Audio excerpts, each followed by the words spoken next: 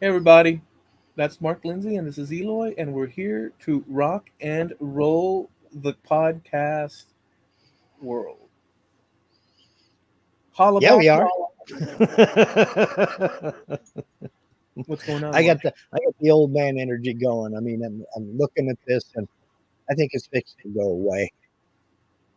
I'm getting tired of it. I don't know. Yeah. You're nobody till somebody. If you busted out in a Santa Claus suit and sang that song Hmm. in full December, it'd be Hmm. such a psychedelic mixture of all sorts of things. I like the beard. I'm fixing to get rid of it. I'm getting tired of it. I do this. I call it crop rotation. I'll grow it out and then I'll shave it off. This is the first time you've let it grow like that in a Yeah, long I time. haven't trimmed it in months. I haven't done anything to it. This is just wild thing, you I can know. tell you one thing: you cannot eat any type of wonton soup because it'll just be visible for frickin' miles if To it falls on your. who? To who? I don't leave the house, man. Well, I take that back. I go out to the shop. Somebody would have to either come over here or I would have to leave the house for anybody to see it. And, that's a treat for later on. Yeah. Well, we were meant to have beards. If not, they wouldn't. It wouldn't grow on our face. Yeah, but it's also getting warm. It's summertime now, so it's time to.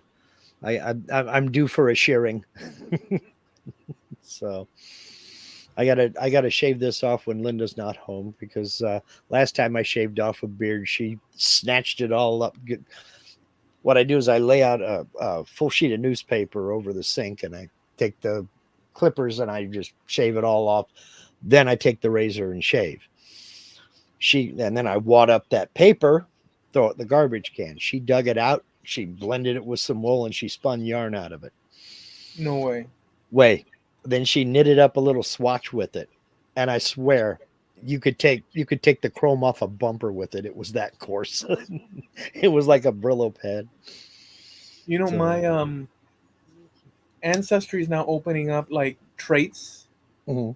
for everybody. Because before Yeah. it was like a paid thing, but now they're opening it up and they give you Mhm. traits in this and that.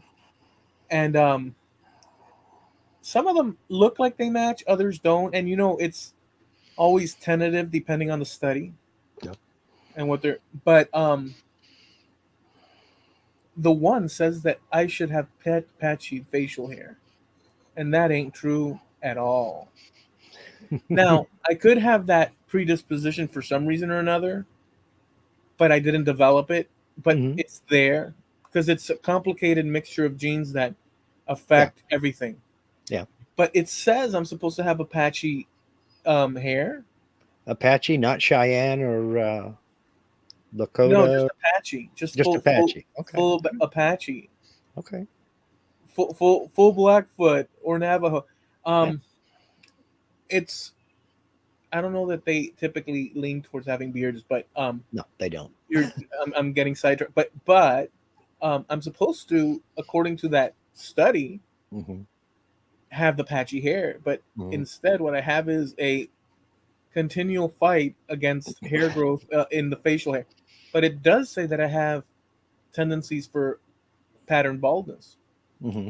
And I have noticed that my hairline has significantly gone Yeah. further back. Can you Hmm. see? Yeah, I can. I And can. this is typical of the Escajados. And always talking to my cousins, there's, I know the look.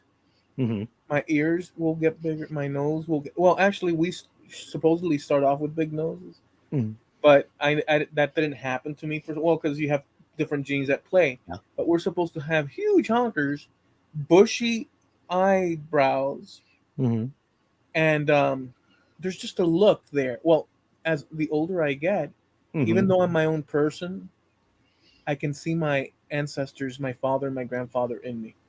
The bushy will come with age because I've got it going on now. I've always had thick eyebrows, but I mean, if I don't do something with these, I mean, the hair will be out to here. You got to keep that groom back down. That comes with age. Also, the Yoda ear thing. Hair just starts growing everywhere, straight out to the sides. You got to keep that all trimmed back and all that. That comes with age. Believe me, I'm telling you. You know, I think that all that excessive hair is there to protect you from all the bull crap people talk as you get That older. may be. I don't know. The ears will also start to kind of bend forward a little bit. And I don't know if they get any bigger, but they do kind of come out a little forward. It's just, I mean, Have you ever looked at people on the street? People on the street. mhm, That's a song. under pressure. Pressure. Um, Mhm, have you ever seen people on the street and they remind you, or they seem very familiar as in family, all the time. yet they may not be, but you look at them and you're like, man, that person Hmm. feels, even without knowing a thing, like they Hmm. belong in my sphere of Yeah, right. yeah, yeah, yeah. So somebody from a distance, you're like, wait a minute, is that? Oh, no, that's not them. Or somebody you see, I know this person from somewhere. No, Don't no. recognize the name, but I, What I I've mean seen is you somewhere. no, but what I mean is when you look at someone and they just look with you know that you know them, but you look Mhm. at them and you say, man, this person, Yeah. I feel there's something that they're part of my tribe. It's got Hmm. to be my inner sanctum. It has to Yeah. be, but they're not. But there's something the way something or other, and you're just like, wow. There was when I was about 15 years old, the last place we lived in California, a girl down the street from us. Swear to God, she could have been my sister, and people mistook us for brother and sister all the time. We were just friends. We never dated or anything like that, but she could have been my sister. The mannerisms, um, the way we talked, our choices of words when we talked, it was like we were raised together. And people, hey, why don't you put in a good word with me, with your sister over there? Sister? I don't have a sister. Well, yeah, Carol over there. Oh no, she's just a friend of mine. She lives down the street. That's not your sister? No. And if you're looking for me to hook you up with her, hell no. Yeah, You know. yeah. There's something to it that there's people that just you look at Hmm. them and you're like, wow, Yeah. they're they feel like they should be part of the you know. But on the opposite side of that, is there anybody you can think of in your family where you just look at them and it's like, where the hell did you come from? Are you sure you're really a part of this family? Were you adopted or something? Because you don't seem like you should be a part of this family. Um, no, I I have can't one think of an cousin. example. I have one cousin's that way. It's just like he just completely out of the mold of the family. Just a little bit off, you know. I mean, he's You're not a talking bad about person. physically? He's not a bad guy, Are you but talking just about physically or well, physically and personality wise, okay? it's just like he doesn't seem like he's actually part of the family. You know how family gets when you're at Christmas or you're at a picnic or something like that, and get a whole bunch of family together, and everybody's laughing and joking and talking and all this, that, and the other. He's just kind of off to the side, not saying anything, even to his own brother. And it's like, wow, I mean, it's just everybody's a got little their bit strange. personalities, even Hmm. within a family. So it's not Yep. like Vigo, you're gonna do a lot of damage here. He's farting around. I was about to. He's farting around the cables, Hmm. and he's gonna pull one and take the mic and the freaking whole thing. Get out. Good job. Explore. Explore, puppy. He only does it if we're talking. You know that, right? If he ever sees me interacting, Hmm. he starts the orchestra. Yeah. If Yeah. I'm not interacting, he's like, okay, things are okay. Well, it's not like you walk around the house talking to yourself or anything, talking to anybody. So when you're sitting here talking to your computer, it's strange. Yeah, well, that's true. Then again, you don't know that. I may be spending the whole day just like we're talking right now. Well, you might be. I don't know. But Have you ever talked to yourself? out loud. Only on days that end with Y. Yeah, I do it all the time. I've realized that I'll go walking and a whole series of images from an event in life will go Hmm. into my head. Hmm. And as I'm walking, maybe even walking the dog at Hmm. night, I'll make a reply and I'll Yeah. say it out loud and I'll catch myself and I say, "Oh, wait a second, is this? Am And there's I?" only one thing comes to mind: Tourette syndrome. No, I'm thinking to myself, "Is this? This is why the older one get? I mean, this is what you'd see with older people. They Hmm. just bust out saying one thing. It's because Hmm. they've got to a degree. They've Internal got conversations. Yeah. yeah, and I've caught myself doing that. I've also reflected more lately, within the last half year or more, of embarrassing moments that pop back into my head that I didn't consider embarrassing at the time or considered at all. Yeah. But reviewing it, Mhm. I'm like, oh, and Yeah. I'll go, oh man, I've oh done that a time or two, but it's just like, well, what are you going to do now? Do you have conversations with inanimate objects? no, that I don't do You don't do that? Oh, I do it unless I'm all the cursing time. at it, unless it's broken and I'm cursing at it. Well, I'll be standing there in the shop and I'll out loud, I'll say, now, where the hell did I put that tape measure? Oh, there it is. Come here, boy. You know, pick it As up. long as the tape measure doesn't talk back to you, we're good. Yeah. Oh, I have conversations with inanimate objects all the time. You're not going to beat me, you son of a. All right, there you go. That'll learn you. You know, I, all the time. I'm very easy to entertain. I do it to myself all day long. Oh yeah, Come I here, can keep boy. All myself right. entertained too. I'm just like that, to be honest with you. Um, my car's still messed up, Oh, so that means I'm on foot or on bike or is on it, bus. It's the tire? No, I've got water leakage from the cooling Oh, system that's right. You somewhere. told me about But since I screwed up my neck, and it's better now, but it's still kind of. that. Uh-huh. I might have pulled something real bad, obviously. And the thing is that I I gotta first explore where the heck it's coming from. Hmm. I think now I have an issue in my hands because now I have to probably even figure out the battery situation because it's just been sitting there. Yeah. So it's now a whole thing for a stupid, for one, but it's not. It is what it is. Yeah. So I got to figure that whole thing out. And I have looked online and I know what I would need to buy if Hmm. it's the water pump or if it's this and that. And I know what I need to go through to get to that. Start with the hoses. Just start with the hoses where they're connecting up. Well, You know. yeah, but to get to it, there's a whole Hmm. bunch of stuff in the way Oh yeah. too. You got to hover and cram yourself through and or Oh under yeah. and stuff. Like there's all these things that you need to be not with the neck pain or whatnot and stuff. Well, you can always do what I do. Put a for sale sign on it and look for something else. That's always an option. But my truck has so many things. Uh, it's very unique to me. It's practically, um, No, I mean, mechanic there's always special. what? Mechanic special. Well, yeah. But as a consequence, I've been walking, biking, or using the bus. Hmm. So my standard of transportation and immediate access Hmm. has traveled down to the level of back when I was on foot Yeah. all those decades ago. And it's interesting because this is a tremendous situation if you think about it. Hmm. And I know it's there that I have to take care of it, but I've really appreciated personally.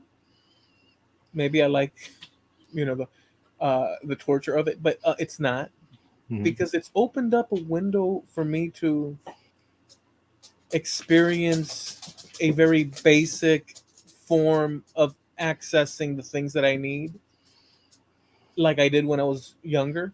Yeah. And I've found that I see the same people on the bus. Like I'll go every once in Mhm. a blue, and I'll go down the freaking road. But it'll take you back, so it's good. But I've I've seen a guy in a wheelchair. Mhm. He's almost every time I go, every other time or whatnot. I've gone like four times already. He's there. Mhm. There's a lady there. There's other people that are commonly there. Then there's always new people, and I've had to create a whole system within that, catching the bus and Yeah. all this and that. And all those little things are such basic. Like it's brought me to a down a tier, Mhm. if you want to look at it like that. And I found pleasure in number one. I'm on foot to get to the place before the bus stop, and that gives me a different exercise, which I hadn't done for years since we met. Mhm. And prior, I had not farted around with Yeah. taking long walks or this. Well, it's actually been beneficial for me, Mhm. apart from the biking and whatnot, this and Yeah. that. But having to do this, like go basic, Mhm. has actually been pretty. But then again, I'm pretty savage. I I don't see, like my dad used to say. Last thing I'll say about this, my dad used to say, "Son, I don't know what I said. Oh, it was about the bed. My grandmother had passed away. He had purchased a new. We had gone and he had purchased a new bed prior to her passing. It was more comfortable and such. And she passed away. And then like afterwards, he says, "Son, we'll pull that bed into your room. It's a brand new bed." Mhm. It's And I'm like, "Dad, I can't do that. You understand, right? Like Yeah. there's no, but Yeah. to him, there was no creep factor, that nothing. It was like it's all functional. Yeah. It's a Great. bed. It's a brand new bed. The fact that grandma passed away on it is like that's something different. This is just the bed. But to Great. me, You take it. well, no, he had his big king size bed. So, Oh, uh, but to me, yeah. I'm it's with like you. what? And so in those conversations, my dad said, "Son, I used to I used to be in the jungles in Central America and this and that," which he Mhm. was. And I just, if it was on the ground, you go to sleep and that's it, and that's it. I could sleep anywhere. Mhm. This is how it is. Life is whatever. But that didn't convince me, Mark. Well, wouldn't have convinced me either. I'm with you. I'm with you on this one. So yeah, no, sorry, Pop. Sell it and I'll take the money and buy my own. I mean, Yeah. I'm with you on this one. I'm sorry. Some things are just creepy, and that's one of them. Dad was very functional in such an Mhm. account. Even when he was Well, in the I in can the understand, but still. when he was in like in the bad moments, Mhm. going in the direction of Mhm. um we were talking, and I don't know what the, like, I didn't want any of that to happen Mhm. as a 30 something year old kid. Yeah, I didn't want any of that to, like, I didn't want any of the things that happened. I didn't want to happen. sure. I did not want them to happen. But it's even more animate than that. And I don't know what, but I was like, I said something. It wasn't an outrageous thing, but it was sort of like a sentimental thing. Mhm. And my dad said something to the effect of, "Son, this is life. This is the natural process of life. This is all scientific." Talking about himself Yeah, and the situation he found himself, yeah. and I was like, "Wow, that aspect did not come down to me Mhm. of the way of viewing." I Mhm. have a lot of things that I take after my dad, Mhm. but that's not that. I That am wasn't one of them. very, I am a bit sentimental. I'm a bit nostalgic. I'm a bit, and he may have been, but kept it to. I don't know. It's weird, but my dad was very much a man's man. I could see him. Very practical. He didn't mind laying down his life for his country, Yeah. but like on a boat with guns with other people that were iffy. with Haitians and Cubans. Let's go, no problem. Out to Central America, no problem. Let's do it. The only way I would do something like that, as far as, but then again, I was born in the luxury of the United States. The only way I would do that if we had a Red Dawn invasion situation. Yeah. Other than that, I'm going to allow the system to do what the system does. But Yeah. if you But have people paratrooping into, then okay. you have to have people in the system or it doesn't work. Well, yeah, Greatest gun in the world won't fire itself. So, yeah. I'm just saying it's such a weird, but and going to a bus stop and getting on with people mhm. and just the slowness of how people, uh it's very slow, dude. Oh, yeah, no doubt. Like everything is in slow motion, and I don't know if it's just, but like everything takes Well, like, I don't know why. and you have to be more practical about what you get. Like if you can't go grocery shopping and get, fill up a shopping cart and get 12 bags of groceries, because now you got to hump all that stuff onto the bus and then take it with you and then get it home. So you got to be a lot more practical and be more selective about what you buy, because maybe 2 bags, maybe 3 on a good day, but Yeah. probably not a lot more than that. Well, I went Hmm. and purchased some products there, Hmm. tobacco products. Hmm.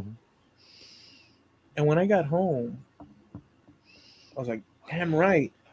All in one shot, went on the bus, got on the bus, rock and rolled over back home with my groceries plus that Hmm. product. Put it on the fridge. I'm freaking awesome. Vigo's looking at me like, hey man, where you been? I sat down and one of the cans Hmm. was almost the same can, but not. Mm. In other words, unusable for me because there's Yeah. something to it. It's just unusable. Yeah. So the next time I went, I took it. Hmm. Oh, I'm sorry. And they didn't give me a receipt. Hmm. They asked me for my ID. I've got white hairs growing everywhere. I mean, my Yeah. goodness sakes. It's like, Hmm. but the person, and very nice, but at the same time, it's like, come on. I get back. Oh, I called before I went a corporate and said, look, this is the problem I have. Hmm. They gave me a number and I took that with me. And I stood in line for an eternity. I mean, it was like blip at customer service. It was just so, and I get to my time and the lady decides to be confrontational. I'm on bus, I'm on foot, I'm trying to do an exchange. I've got a number. She says, no, we don't take the number. But corporate said, you know, we don't. Then I saw this guy with a walkie talkie walking by. Hmm. And I said, hey, excuse me, in front of him. And he overstepped all her objections, Hmm. got me the product and stuff. So I was like, man, thank you, and such, and this and that. Came home. And when I Hmm. got home, I tried the product. Hmm. I was like, what the hell? And I'm looking at it. It's the same one, but it's like, Hmm. and so I grabbed my magnifying because I can't, I can't. I Yeah. grabbed it, and it was expired by 4 months, dude. Oh, Jesus. And I bought four of them or three of them. Yeah, They they were took care of you all right. they Oh, were all man. expired, dude. And so then I went back another time, and I explained the whole and finally I checked everything. I took my magnifying glass, like the whole thing. So what I'm getting at is that in order to get what you want, when Oh, you yeah. don't have the operational vehicle Hmm. and you're on bus, you have to wait for other people. Hmm. The bus driver, sometimes the bus drivers will just keep going. Yeah. Just so you know, it's like Yeah. you have to wait You're for all these series of things. Yep. You're no longer on your schedule. You're on their schedule. And Yeah. that's why I like independence. I want to Well, go when I want to go and I want to get there and I want to get home. yes. But what I'm saying is that with all things being equal, even within this scenario that I'm experiencing, Hmm. I've found pleasure of the limitation. Okay, last thing I'll say about this, it's kind of like this. When I used to record music with my cousin Felix, Hmm. he had an 8-track machine and such, and this and that. Hmm. I bought my own at home, Hmm. and I had, just limited space to record. Sure. But then the digital age came, and I bought myself a Pro Tools, and now I could record like 40 something tracks or more. Uh-huh. And you could install plugins that had like echo, reverb, and all sorts of stuff, and this and that, and limiters. And I found myself spending more time pushing buttons and lifting lever, or at least on the computer, Hmm. because it's emulating what a real, than actually producing the product that. So in a way, there's a trade-off for everything, is what I'm getting at. Okay. So on foot or on bus, you're enjoying a different aspect, and you're getting a little bit of the health benefits from doing all that. I'm not trying to sell it to you. I'm just saying that there's some Well, it's benefits. good because there ain't no bus around here to sell.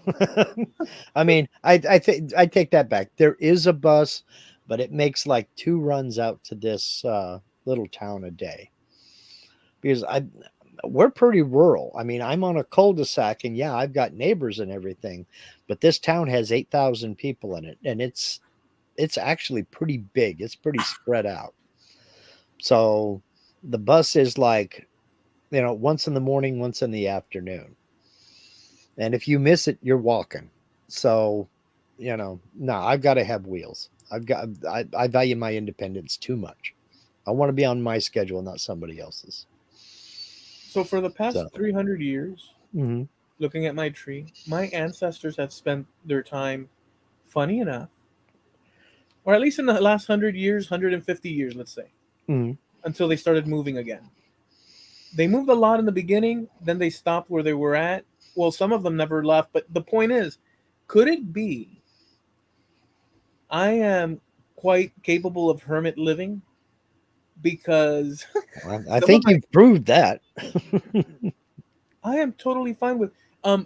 Could it be because they lived in isolated areas, and they just basically stayed in those villages and such, and maybe that was passed down somehow, that, or Well, maybe not. I when don't. you don't have any incentive to move, why would you?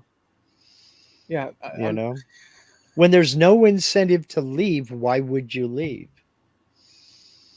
I agree with you on that score. If anytime we have ever had to pack up and move somewhere, it was we were in the army and it was time to go to another duty station, or we found a better house and we moved into a better house, but there was always an incentive to do the moving.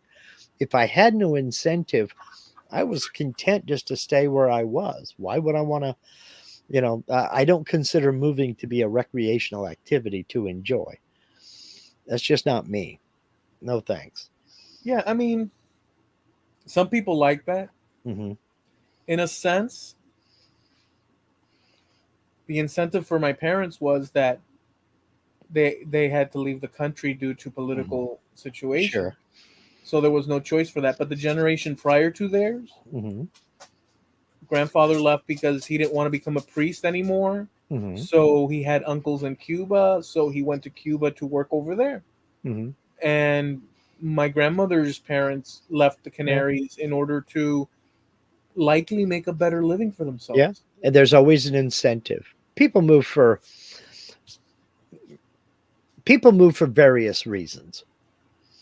I mean, for all kinds of reasons, relocation for work, or going to be back with family after being away for a certain amount of time. I mean, there's all kinds of reasons that people move, Yeah. but there's all kinds of reasons why people stay as well. And I mean, if you're content, you're fine. Why would you want to go anyplace else? You know? I've my particular area, Sweetwater, Hmm. and these last few years, looking at the different ways I connect both familiar wise and area wise, and the history that's involved in it, I've done more than I did in the past. Mm-hmm. I've really found some, to me, golden nuggets of deep appreciation, Mm-hmm. um, especially collating all the parts Mm-hmm. where I could see it as a timeline around me, almost like a virtual reality thing, because Yeah. I've studied it so much and I've really learned to appreciate this town. But the truth is that if I focus on the specific, like there's a lot of neighbors that are just have been very very nasty and all these, but there's always pros and cons to everything. Sure. So, but I've learned to appreciate Mm-hmm. more from viewing it in a historical sense and me placed here Mm-hmm. in a historical context. Yeah. My experience stretches from Sweetwater to Little Havana to downtown Miami to the Everglades. Mm-hmm. I mean, really, Yeah. I have. I mean, it's funny because I don't see myself. I just see myself as me, but I could really say that I'm truly Floridian Mm-hmm. because it's true. But it's funny because at the same time, I don't consider myself Floridian. Mm-hmm. I just consider myself me, and I happen to be here. Well, yeah, My that's normal. basically how it is. That's basically exactly how it is. I mean, I'm an Oregonian. Always have been, always will be, no matter where I live. You know, But do you if it, think? Do you wake up in the morning and say, "Man, I am an Oregonian"? no, I don't get up in the morning and think that, but there are times over the course of, talking with somebody or something like that. And you know how it is. Well, over here we do it this way, and over there we do it that way. And that's when I think, yeah, I'm an Oregonian, you know. So it does come up. But there's also a lot of, I don't know. I don't know if this is a West Coast thing or not. Do you have a lot of snobbery there? And that, oh, you're a newcomer, you're an outsider, you're not a native, you're not from here. Nobody knows. Well, you can tell the difference, but people usually don't go in that route unless you're doing something stupid, and then they'll call you out on it. But Yeah. Well, there's a lot of that here. You'll see somebody will say, well, there's a mountain not far from our house. I mean, we can see it off of the front deck. That is almost 10,000 foot tall. For over a century, it was called Mount Pitt. Every local knows it by Mount Pitt because that's what it's been called. They changed the name to Mount McLaughlin, but nobody, no local has ever called it Mount McLaughlin. So you get that a lot. They say, oh, yeah, look at Mount McLaughlin. You just look at them and go, oh, what part of California are you from? Because you can tell they're not local. Um, hmm, our first house we lived on, a little area up on the west side of town or the east side of town, that area was called Buckshot Hill because of the ground there. The soil was just full of little rocks. And it was harder than hell to get a shovel through it. And it looked like buckshot. So if locals will talk about, oh yeah, our first house was over on Buckshot Hill, and we know exactly where you're talking about. You know, you say that to people now, and they're like, "Where Buckshot Hill? I've never heard of Buckshot Hill." Up on Spring Street. Oh, over there by the high school. Yeah, over by that high school. That's Buckshot Hill. You know, you get that a lot around here.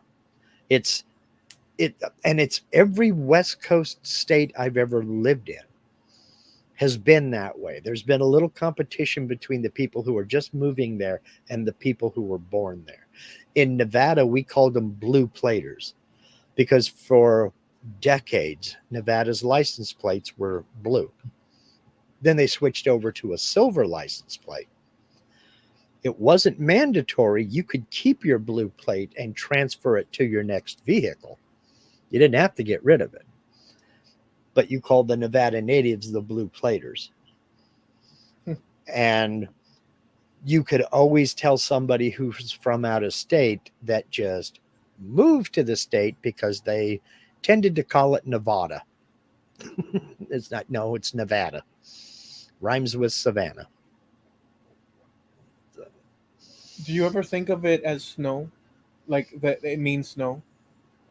Where we were at, yes, because we were like 20, I want to say about 28 miles out of Lake Tahoe. So yeah, we got snow quite a bit. No, I'm saying that the word Nevada means snow. Does that ever I, cross? from what I understand, I thought it meant snow topped or snow peaked or something like that. It means snow Okay. or snowing. Yeah. Because technically the mountain range right there is the Sierra Nevada. And it always kind of, I always thought it was funny when people said the Sierra Mountains, because what you're saying is mountains, mountains. You know. Yeah. Because I've asked you before, or in my like when I was in California, Mhm. there's a funny American thing, Mhm. and it's doubly funny coming from me, reflecting on it myself, and knowing Mhm. that I have Spanish heritage in a very Mhm. in a very strong way. Um, that as an American, it's freaking funny. I will read Nevada, Mhm. and I have completely displaced the Spanish Mhm. meaning of it, which is the word Nevada, Mhm. which is the snow or snowing, Mhm. um, completely. It Yeah. requires me to switch my computer thing, whatnot, to this. Oh yeah, wait, Nevada is actually snow, and it means in Spanish, like the origin of it. Mhm.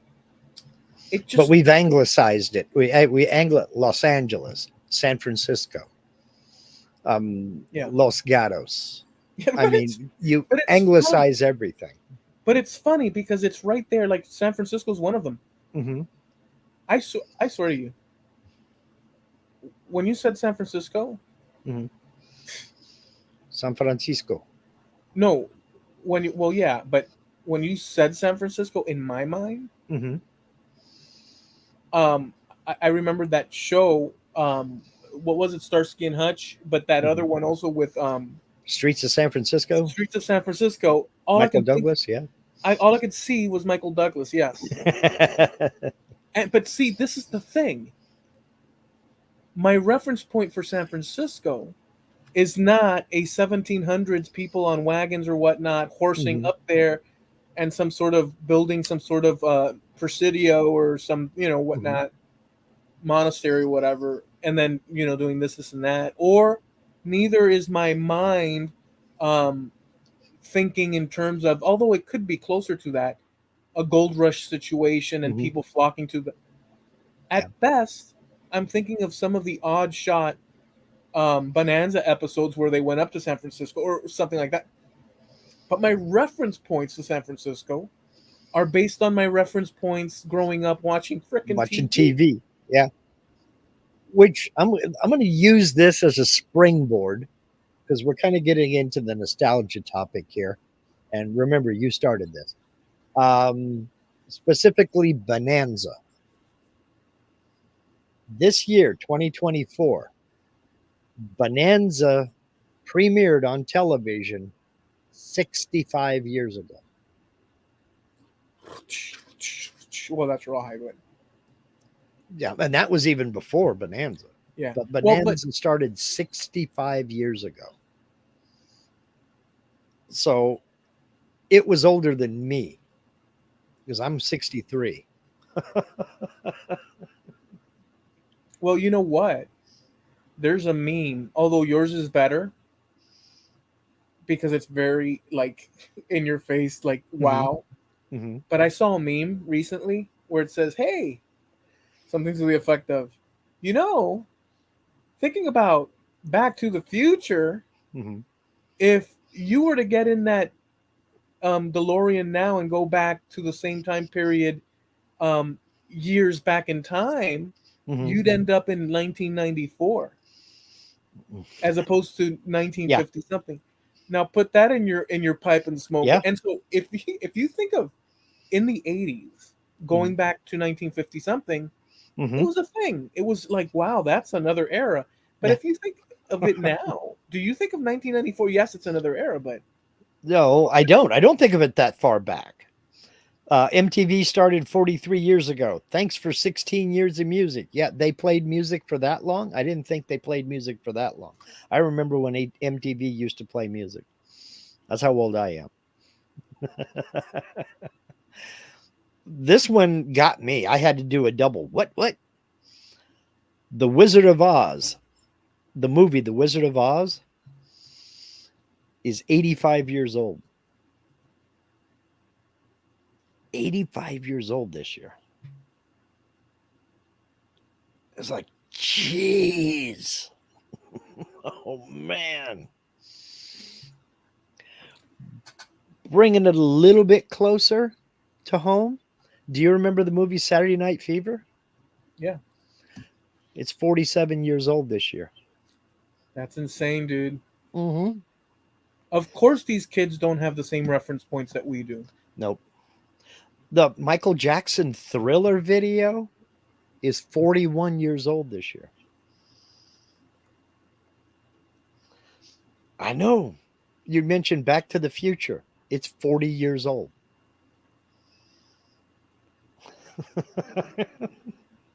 I mean, and it still looks good. I saw it again recently Mhm. due to that meme, and I said, "Oh," and I saw it on it's on YouTube. You can see it for free Yep. with commercials. Yep. I so loved that movie. It's such a well done movie. But yeah, the point is taken that it's like time, Mhm. you know. Elvis has been dead for 47 years. He would be 89 years old this year. But today is June 18th. Today is, well, Dan Haryu. His birthday, his 50th birthday is tomorrow. So happy birthday, Dan. Dan, we want to wish you a happy birthday. Hmm. Today is Paul McCartney's 82nd birthday.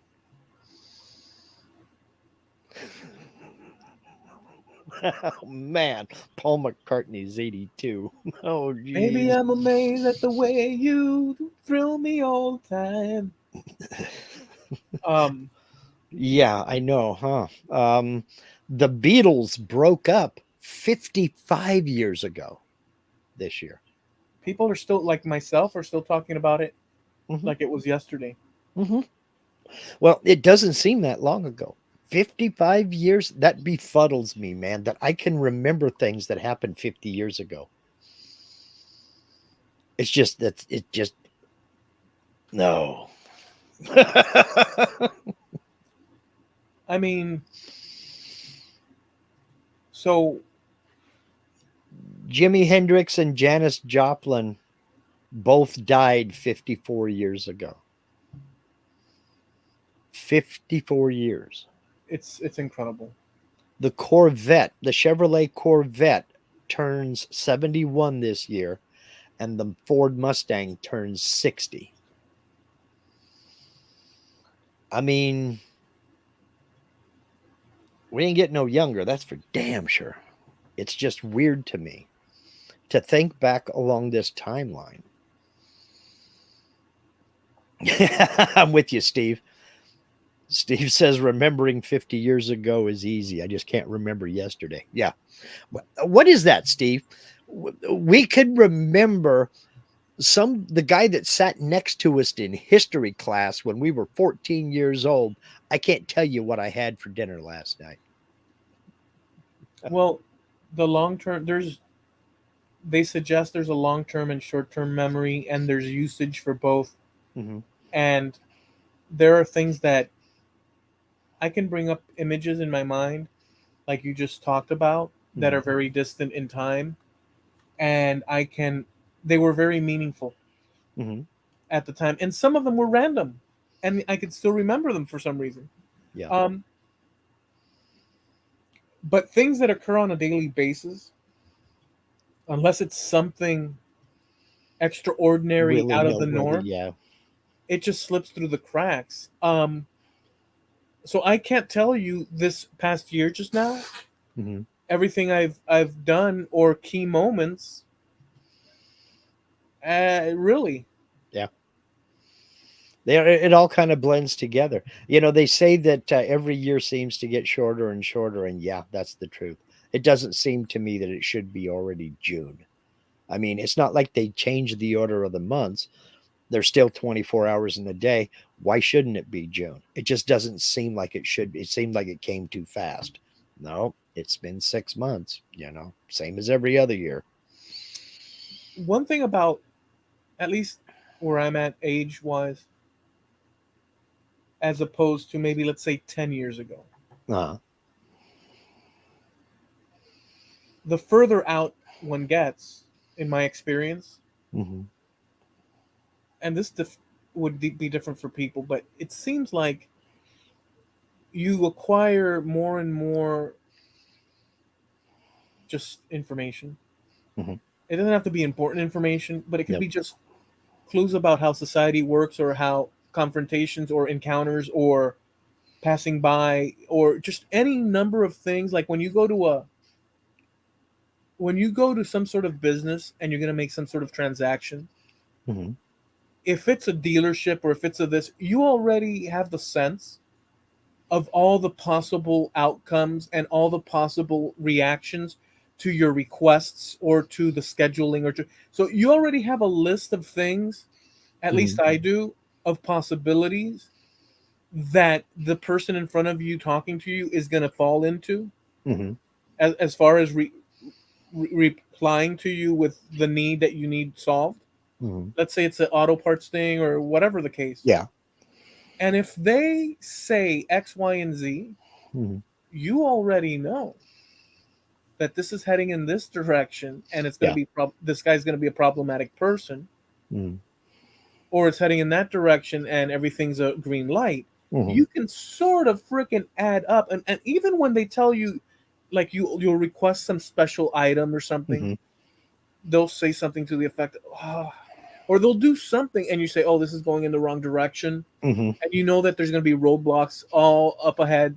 So mm-hmm, you already have all this knowledge of experience of things that happen when you're going around the sun a few times, where it speeds up a certain process of wonder or surprise. yeah, um and there's a lot to that as well, so that shortens yeah. It, maybe. I don't know. Sometimes it just depends. Sometimes we'll finish dinner and I'm like, where the hell did the day go? It couldn't be dinner time already. It seems like I just got out of bed an hour ago. No, it's 6 o'clock in the evening. Holy hell. But other times it's like, man, this day is dragging. I'm ready for bed already. And it's only 4 in the afternoon, you know? Yeah, So I don't know. I don't know if it has anything to do with attitude or if it has anything to do with sitting around being bored or if it has anything to do with I got so much crap going on. I got to get this and this done, you know. I'll give you a good, for me, example. Maybe it works for you or you guys out there. When I first would go to the movie theaters Hmm. as a kid, buying the popcorn Yeah. and telling the guy, oh, one more pump of Yeah. the Oh, the butter, butter. Yeah. and involved in that experience, and then looking down to the glass case Hmm. and picking out the actual candy you want and making that decision, and then walking it to the theater and taking your seat. It was also, even though I had done it before, Hmm. even then, it just felt like, man, anything can happen. This is magical. I Yeah. have popcorn It was and there's special. butter on it. It's Hmm. special because there's all these, even though they're not unknowns from our point of view now, but back then you're like, wow, this is magical and Hmm. special. It's a movie theater and the lights, the little lights on the edges, Hmm. it's like, wow, I'm entering this whole new weird experience. Yeah. But the last time I went to the movies, who knows how long now, I'm almost practically at your level of not being to the movies, and now I understand why. Because screw it. Well, it's a pain in the wazo, you know. Yeah, it's see, it just because a few years back, I'd say, man, Mark hasn't been to a movie, and now I'm thinking to myself, yeah, I totally. the last movie I saw in a theater was over in Germany. We were stationed there. Was The Rain Man, Dustin Hoffman. Before that, you'd have to go back to we were heading out west from Savannah, Georgia. Car broke down in Amarillo, Texas on a Saturday. Back then, there was nothing in Amarillo, Texas on a Saturday except one movie theater. And we saw Who Framed Roger Rabbit. Those are the last two movies I saw in a theater: Who Framed Roger Rabbit as a new release and The Rain Man in 1989. Amarillo should actually be pronounced amarillo. We pronounced it armadillo. Well, yeah, Route 66. It's in that Mhm. song. It's awesome. The Yeah. way he names all the, but the actual name is amarillo Yeah. in The double Spanish, L's, I know that. Yeah. and it means yellow. Hmm. Oh, okay. Um, but Don't know that's an. why. Thinking back on it, why would they call it Amarillo? I Hmm. mean, but that's another example. Yeah. Anytime I listen to the Nat King Cole song, Hmm. and they list off the songs, if you're going to St. Louis, and Hmm. Amarillo or something, and he's naming them off, I'm not thinking of the origins of the context. Hmm. The context for me in that scenario is this journey across America and this and that, and I'm thinking Nat King Cole. At best, I'm thinking he's in a studio with a mono recording type situation, Hmm. or just a road trip. Like, I'm not thinking in terms of historical context of what the things are. And if you double down on that enough generations out, Hmm. you end up with transformations that are wild, Oh, yeah. like Barcelona. Hmm. Barcelona, a important city in Spain. Hmm. I was reading this the other night. That's why I'm telling you. Um, and they have a picture of it. Like, it Hmm. started as a Roman freaking colony. Yeah. It was like a little walled area, Hmm. sort of near the ocean, but not really. It was kind of there. And then they have a map of it now, Hmm. and it stretches like forever, buildings and such. Well, originally the name was like Barcinasing or some weird Yeah. Italian name. But Mhm. as time went on, people just generationally it became Barcelona, and that's how it is. Yeah. But it wasn't originally that name. Yeah. Yeah. Well, you see that a lot in America. A lot of it. I mean, just about every city that you can think of that has a Spanish name, San Francisco, Los Angeles, the name was longer, but they chopped it down just to something shorter. Oh, I see Something, what you're saying. yeah. It wasn't just Los Angeles; it was something else Yeah, entirely. There the was a mercy of her yeah, of the Virgin Mary's da da da da da da da yeah, Los exactly, Angeles, yeah, exactly. Las or the Vegas, pillars of Hercules of the Guadalupe's mother of the ancient priesthood of the blah blah blah, and San Francisco. and then just to muddy things up, Americans are great at taking the Native American names for something and anglicizing that and bastardizing that to where even we can't pronounce it. You know, there are places in Florida that sound weird as heck, but you know that they were Indian. named after Native American, right? Well, it's the same out here. You know, you have names like Klamath and Willamette and Multnomah. Well, those are anglicized bastardizations of the true name of these places, and who knows how it's supposed to be pronounced. because a lot of these language died out a long time ago. There you go. Let me see if I can read it in Spanish. Mind you, take it with a grain of salt. I can read all the basic stuff, but the last word I'm just looking at, I don't know that I'll. Let's see if I can deal with it. And I'm gonna say it in my specifically to me according to the Cuban standard, how I speak, how I would speak Spanish. And again, I do it poorly. So, el pueblo de Nuestra Señora, la Reina de los Ángeles de Río Porciuncul, Porciuncula, Porciuncula, Porciuncula, ok, el pueblo de Nuestra Señora de, sorry, el pueblo de Nuestra Señora, la Reina de los Ángeles del Río Porci, Porciuncula, Porciuncula. Yeah, Los Angeles. How did that sound? Did that sound?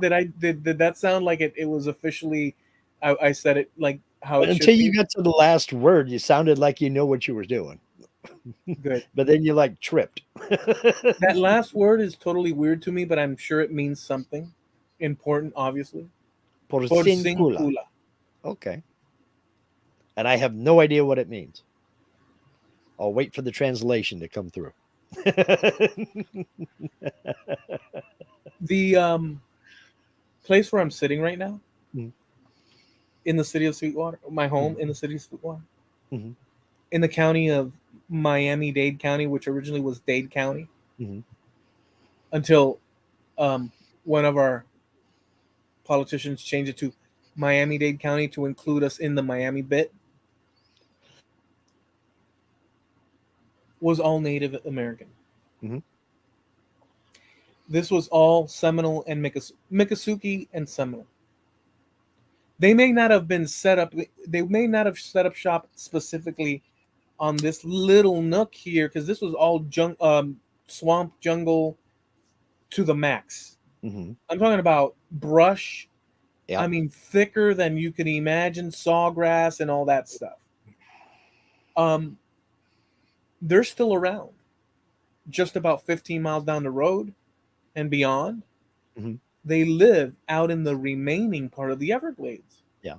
like their ancestors did before them, and Yep. they have their own language. Mhm. And yeah, sure enough.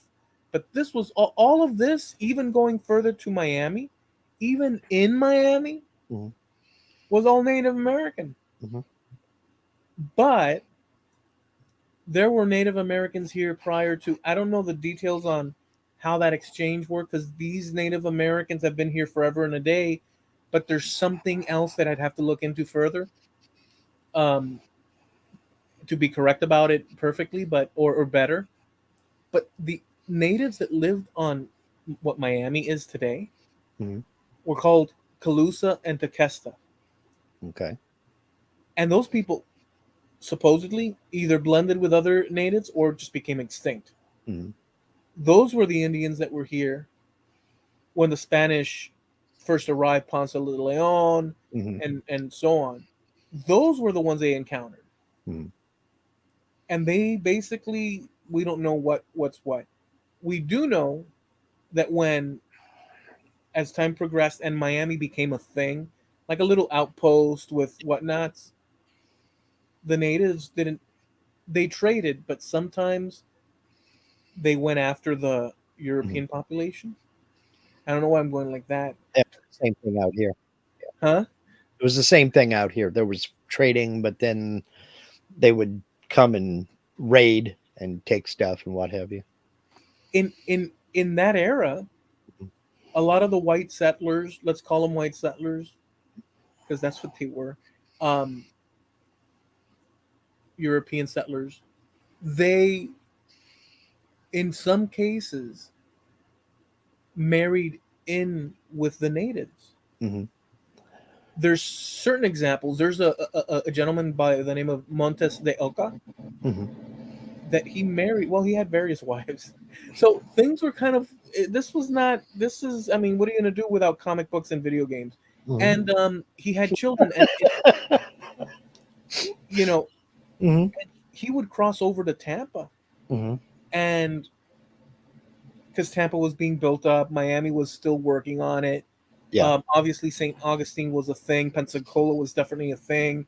Mhm. Um, Jacksonville was a thing, and there was little pueblos or towns all over the place. Um, but people like that gentleman Montes de Oca had children with natives, and so there was a Sure. blending of cultures poorly talked about in history. Mhm. It wasn't every day, it wasn't every family, but No. it was enough where that happened.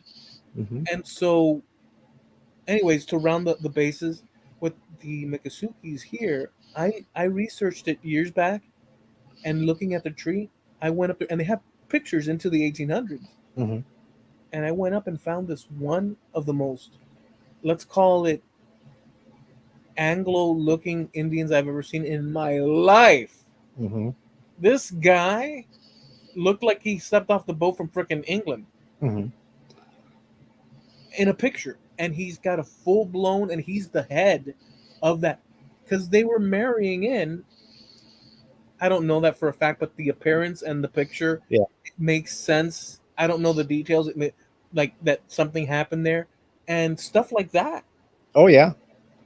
There was a lot of that out in the West too, because you got to remember when people came out west, they were leaving the United States. They Yeah. were getting out of the United States and just going to settle somewhere. When they got to this valley in 1852, there were no indigenous tribes that lived in this valley. They lived south and they lived north and northwest, and they would come through the valley, but there were no indigenous peoples that lived here. And so folks started settling.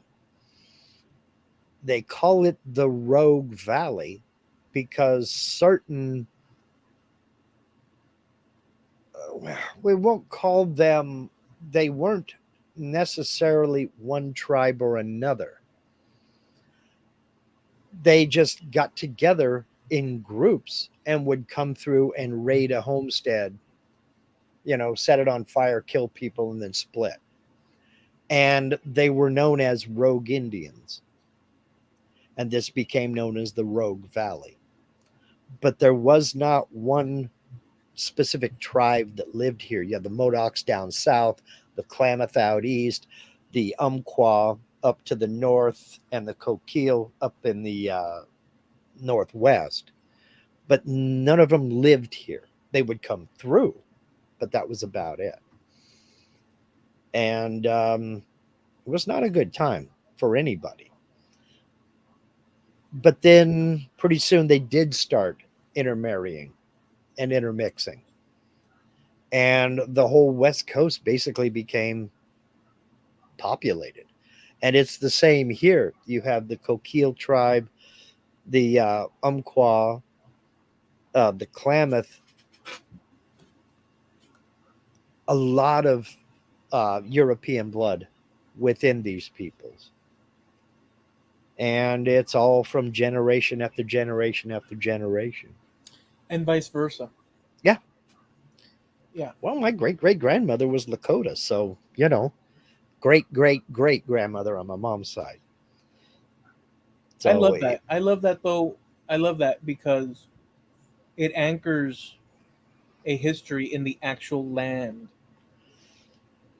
yeah. That's wrong to But, say. but It it's could be just taken. part of my history. That's all.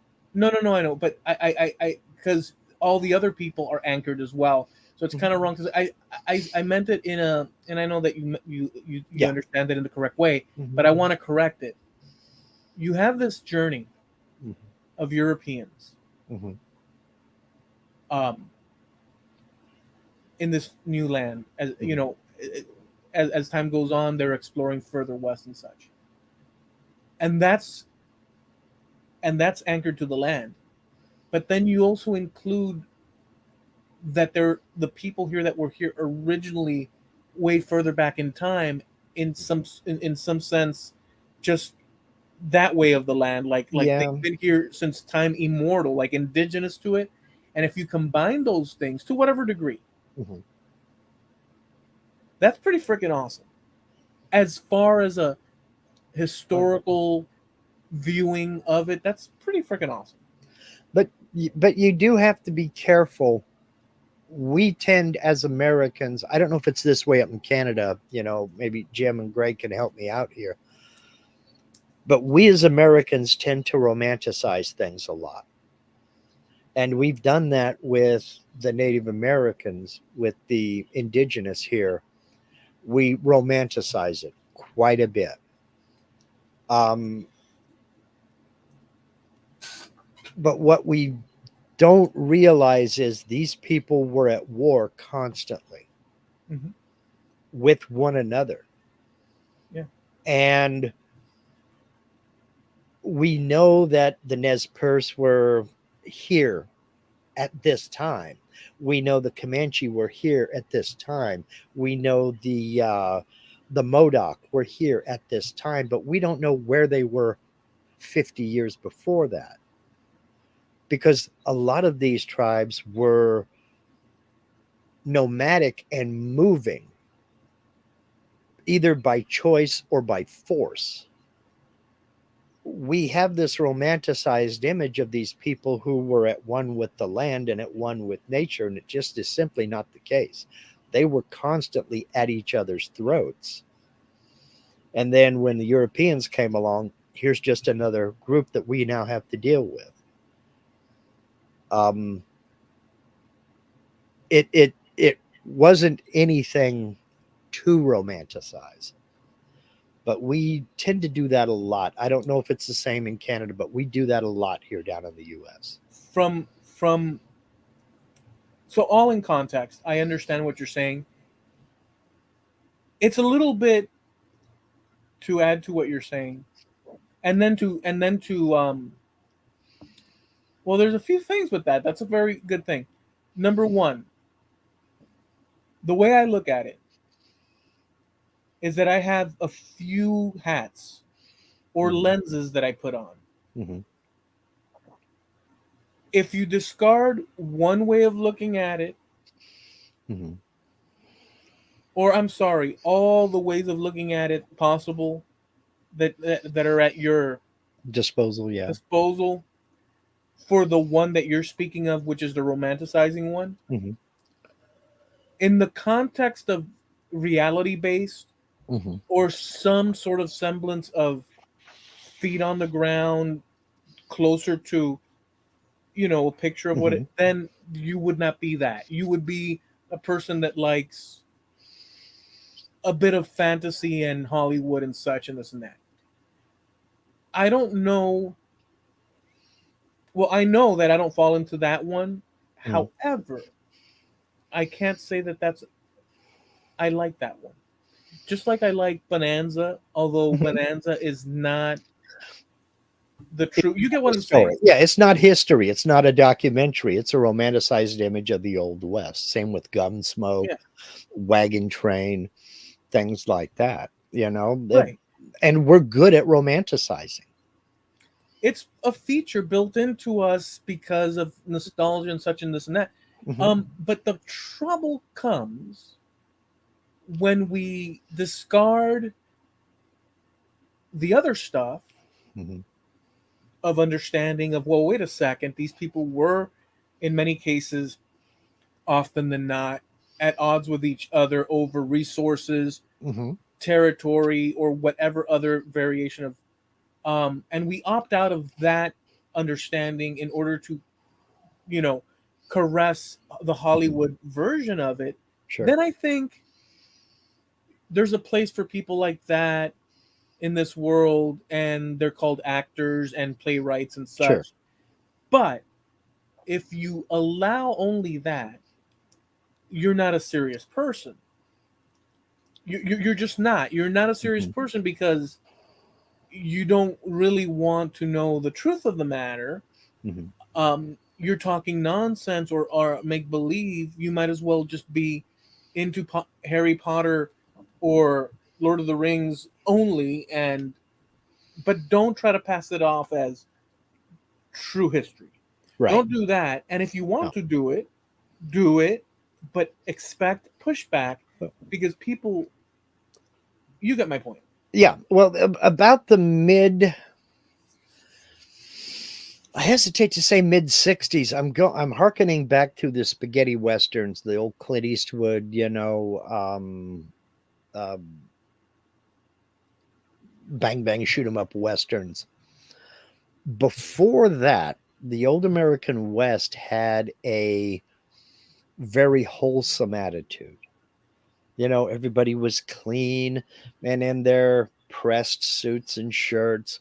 And even the cowboys had on nice, clean clothes and a button up jacket, and their Stetson was white, of course, lily white, not dusty from the trail. But that kind of image that ran for decades started to go away. And Westerns in the movies, not on TV, but Westerns in the movies started to be more dirty, unshaven people, you know, 3 days growth of beard. More realistic. And you could tell they'd been sweating. Maybe they were sitting there in this place sweating, fanning themselves with whatever it was. Mhm. It started to get a little more gritty, more realistic in the place and the settings. You know, um, Everything wasn't shiny and painted and pretty. It was all made out of old pine boards that were turned gray from weather, and big holes over here, and big gaps in between the boards on the walls, and dirt floors and things of that nature. Yeah. And it started to explode that romanticized image of the old West, you know. And Westerns took a nosedive on TV. Then, when Blazing Saddles came out, and we talked about this before, that just exploded the whole idea of the wholesome American Western, that things weren't good back then. People were just trying to get along. And it wasn't this clean place where, the sheriff come out of the jail and out of the sheriff's office and took the lady by the arm and walked her across the nice clean streets with no horse manure anywhere. That wasn't how it was, you know. So, and then the Western on TV basically died until things like Lonesome Dove and Yellowstone came along, things of that nature. And even they were a hell of a lot more gritty than the old TV westerns. Yeah, So, I mean, we're still in the world of Hollywood, and even though they went with the gritty, which I mhm, liked, yeah. we're still in the world of the Hollywood.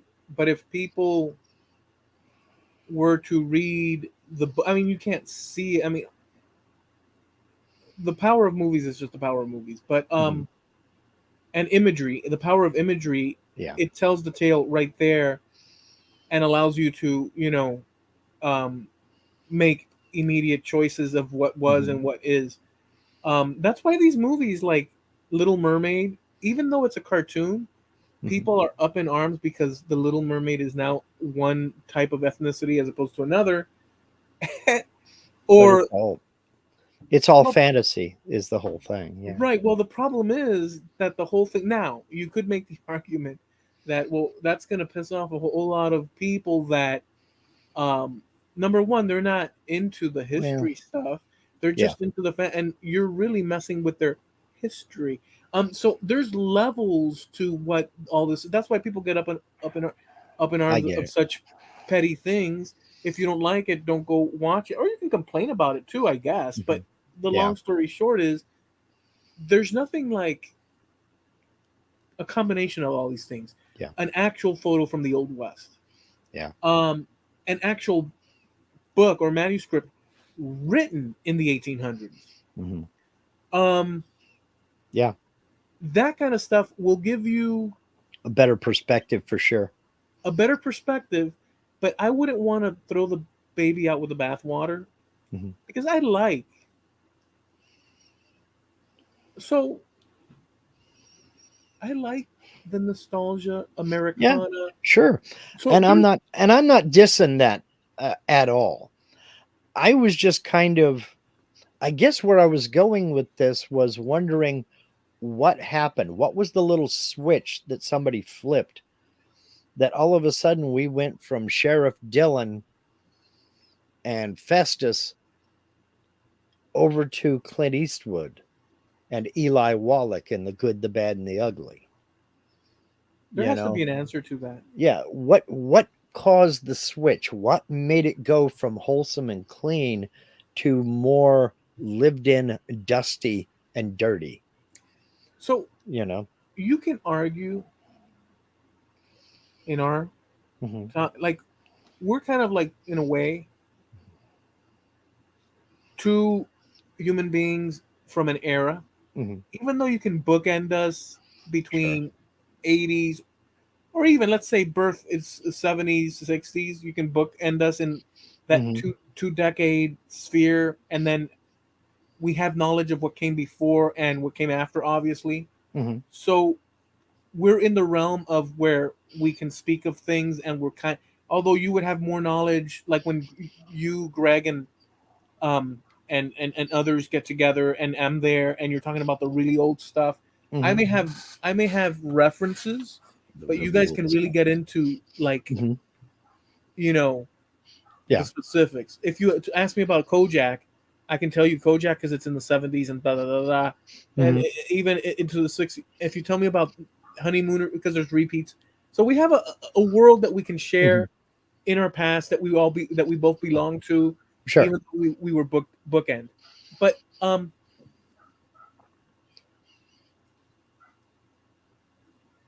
two parts. One, would you say? What do you think? There's a second part to this, All right. but this is part one. Would you say, and I'm kind of going to dirty the waters by even suggesting this, but because I want the honest answer from you, I'm not doubting you wouldn't give it to me, but Hmm. I don't want to say it wrong. Okay, I'm going to say it wrong. So, was there, once I say was Mark Lindsay, was there a loss? To answer your question, was there a loss of innocence from the 50s to the 60s that allowed the eventual in the 70s situation that you're talking about from clean to gritty? Was there a loss of innocence? To a point, yes. I don't think. Now you can go back and you can watch old TV series like I Love Lucy. Loosely? I love Lucy. Yeah, I love Lucy. If you love loosely, Yeah, if you, you could get in serious trouble. You could go back and watch TV series like that, and if they do show the bedroom, you just wrote a better you just they wrote a better series than okay, go ahead. they sleep in separate beds. Yeah. No married couple, well, I won't say no married couple, but very few married couples in America slept in separate beds. The public at large knew that, but it was generally accepted that if you were to put that on television, you were implying things, and they had to avoid that Right. because it was heavily regulated. Yeah. So it was safe if you put Lucy in this bed and Ricky in that bed. And they were never under the covers. But Ricky's a tricky, you know what he. Well, there was little Ricky, so that's proof of it, you know. Unless they both fell down at the same time and it's like, hey, we discovered something. But anyway, uh, Did they wear like white gloves like the cartoons? Ah! believe it or not, the first TV show to show a man and a woman in the same bed under the covers was the Brady Bunch. Was? Was the Brady Bunch, Oh, okay, and that gotcha. was in the 70s. There was a scene where Greg and Marcia had to go talk to mom and dad, and they were both. He had a newspaper, and she was a respectable 6 feet away from him on the other side of the king size bed, but they were both in the same bed under the covers. See, that busted open the door right there. That was Well, All in the Family, Carol O'Connor and Maureen Stapleton, or Jean Stapleton, excuse me. Or was it Maureen Stapleton? No, it was Jean Stapleton. Anyway, um, that was the first TV show to make reference to the bathroom.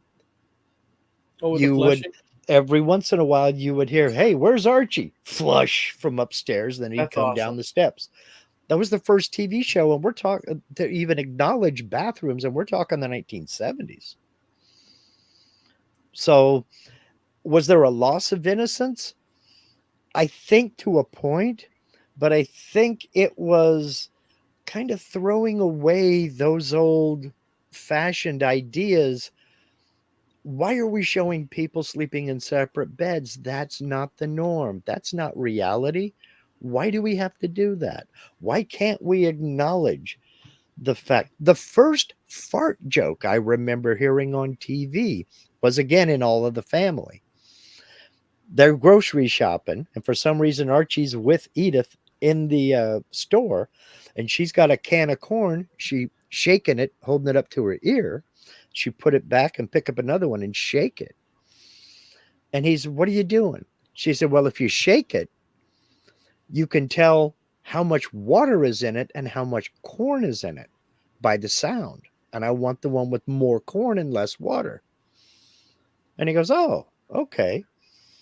And he reaches over and he grabs a can of beans and he shakes it. And she goes, "No, beans don't make any noise."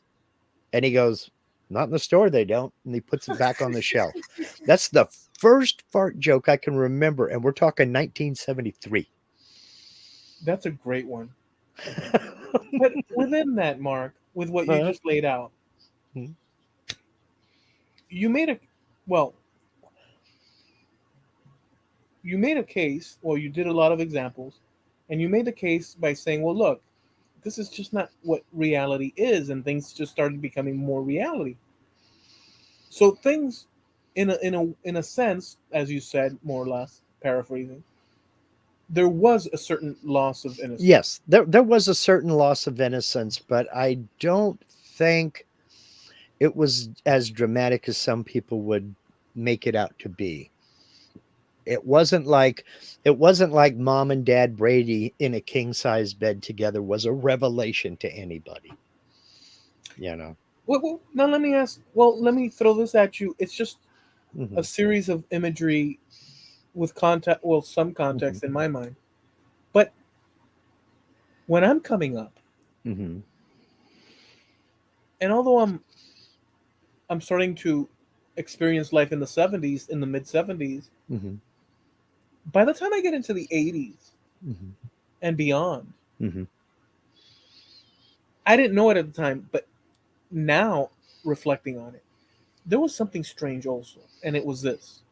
For the context of what we're talking about, for context of what we're talking about, you did have things like, I don't know, Terminator and Hmm. all the westerns you're talking about that were spaghetti westerns with really grit and whatnot, and all sorts of stuff. But if you watched TV, Hmm. the commercials, and I've done that recently, Hmm. were this very beautiful, even the most mundane McDonald's, Burger King, Hmm. Palm Olive, it just all these things. Yeah.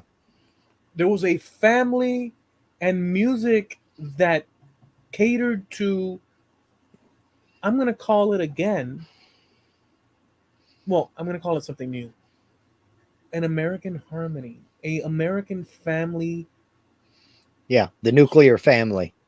a harmony, a wholesomeness, Hmm. even though parallel running was all this shoot 'em up and this and that gritty and Hmm. whatnot.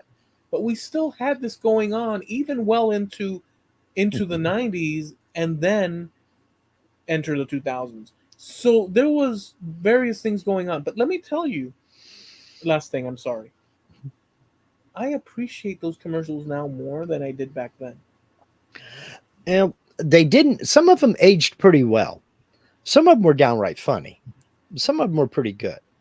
Some of them were just dumb.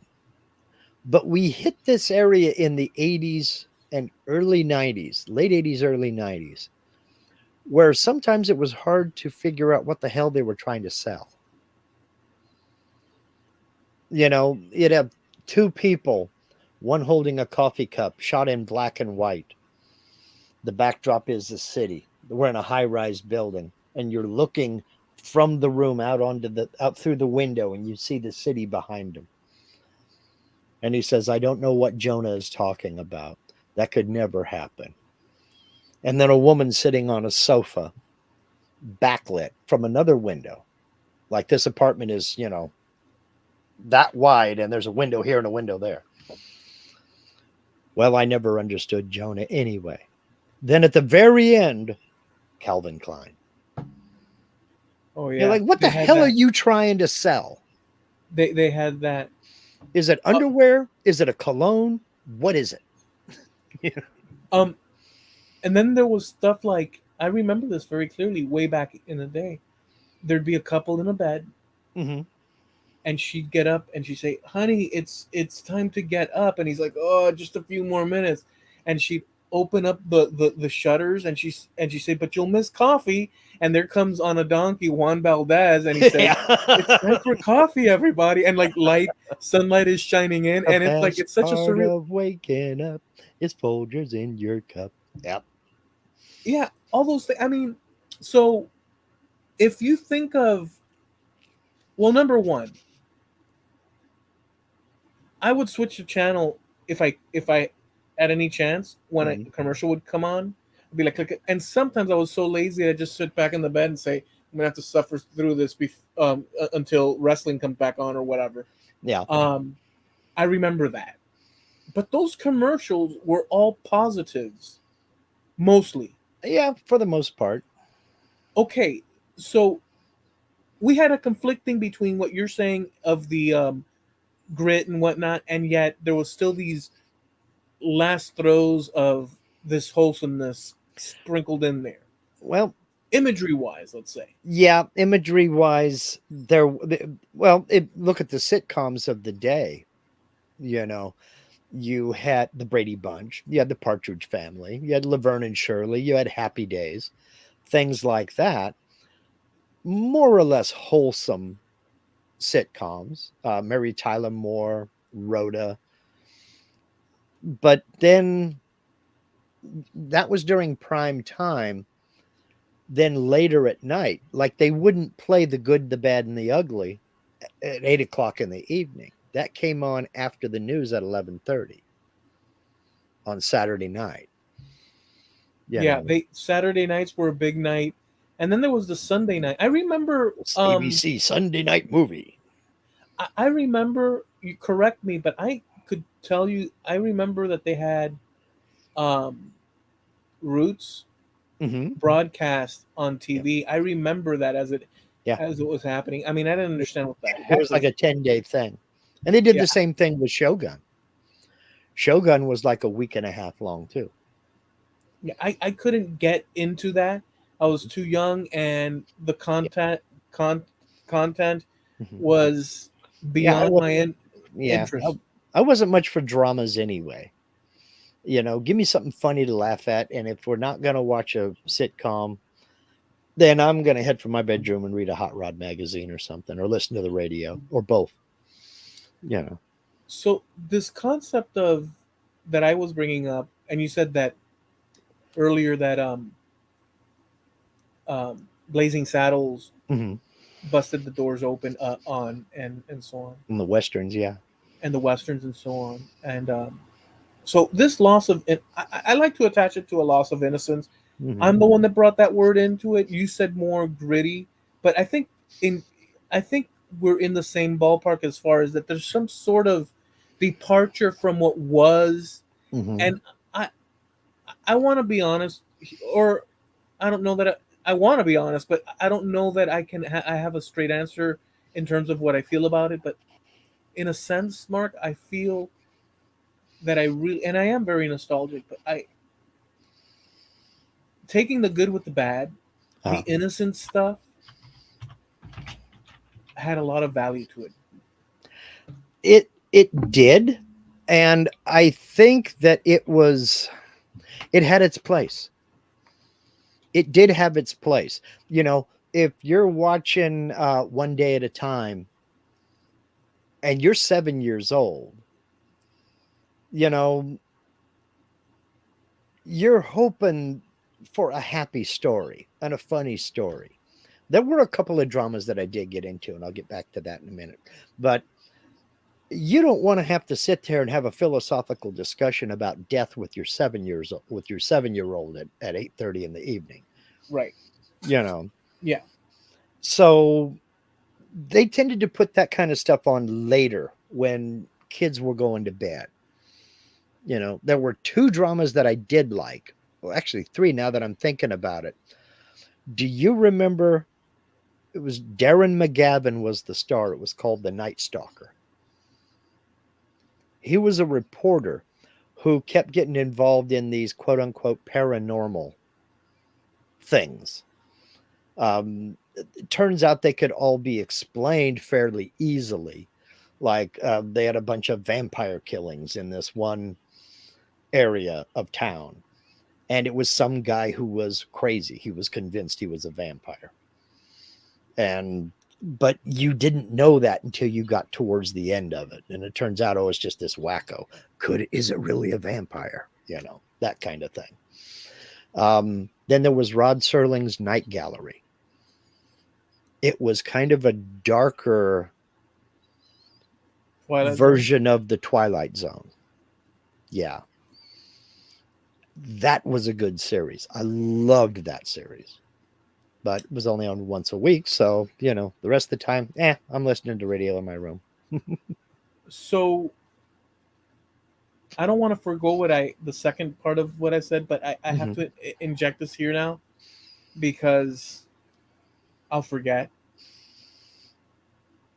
Do you remember the sheriff in the Dukes of Hazzard? Vaguely, yeah. Yeah.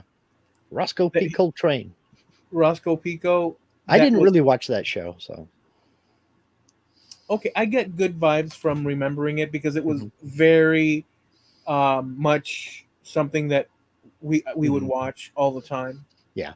It was just one of those things that was really fun. Mhm. You had the Daisy Duke, you had the mechanic guy, you had It, Boss Hogg, it was the time. I mean, you had the Fall Guy, you had the Dukes of Hazard, you had the A Team, you had the action adventure, the you Fall know. Guy was one of, but going back to Dukes of Mhm. Hazard, um, a few weeks ago, dude, Mhm.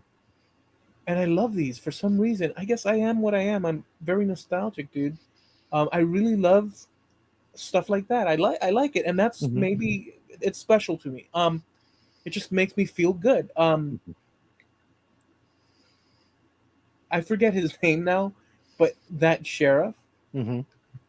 did a special back in the 90s, Mhm. and he would shortly thereafter, within a decade or less, pass away.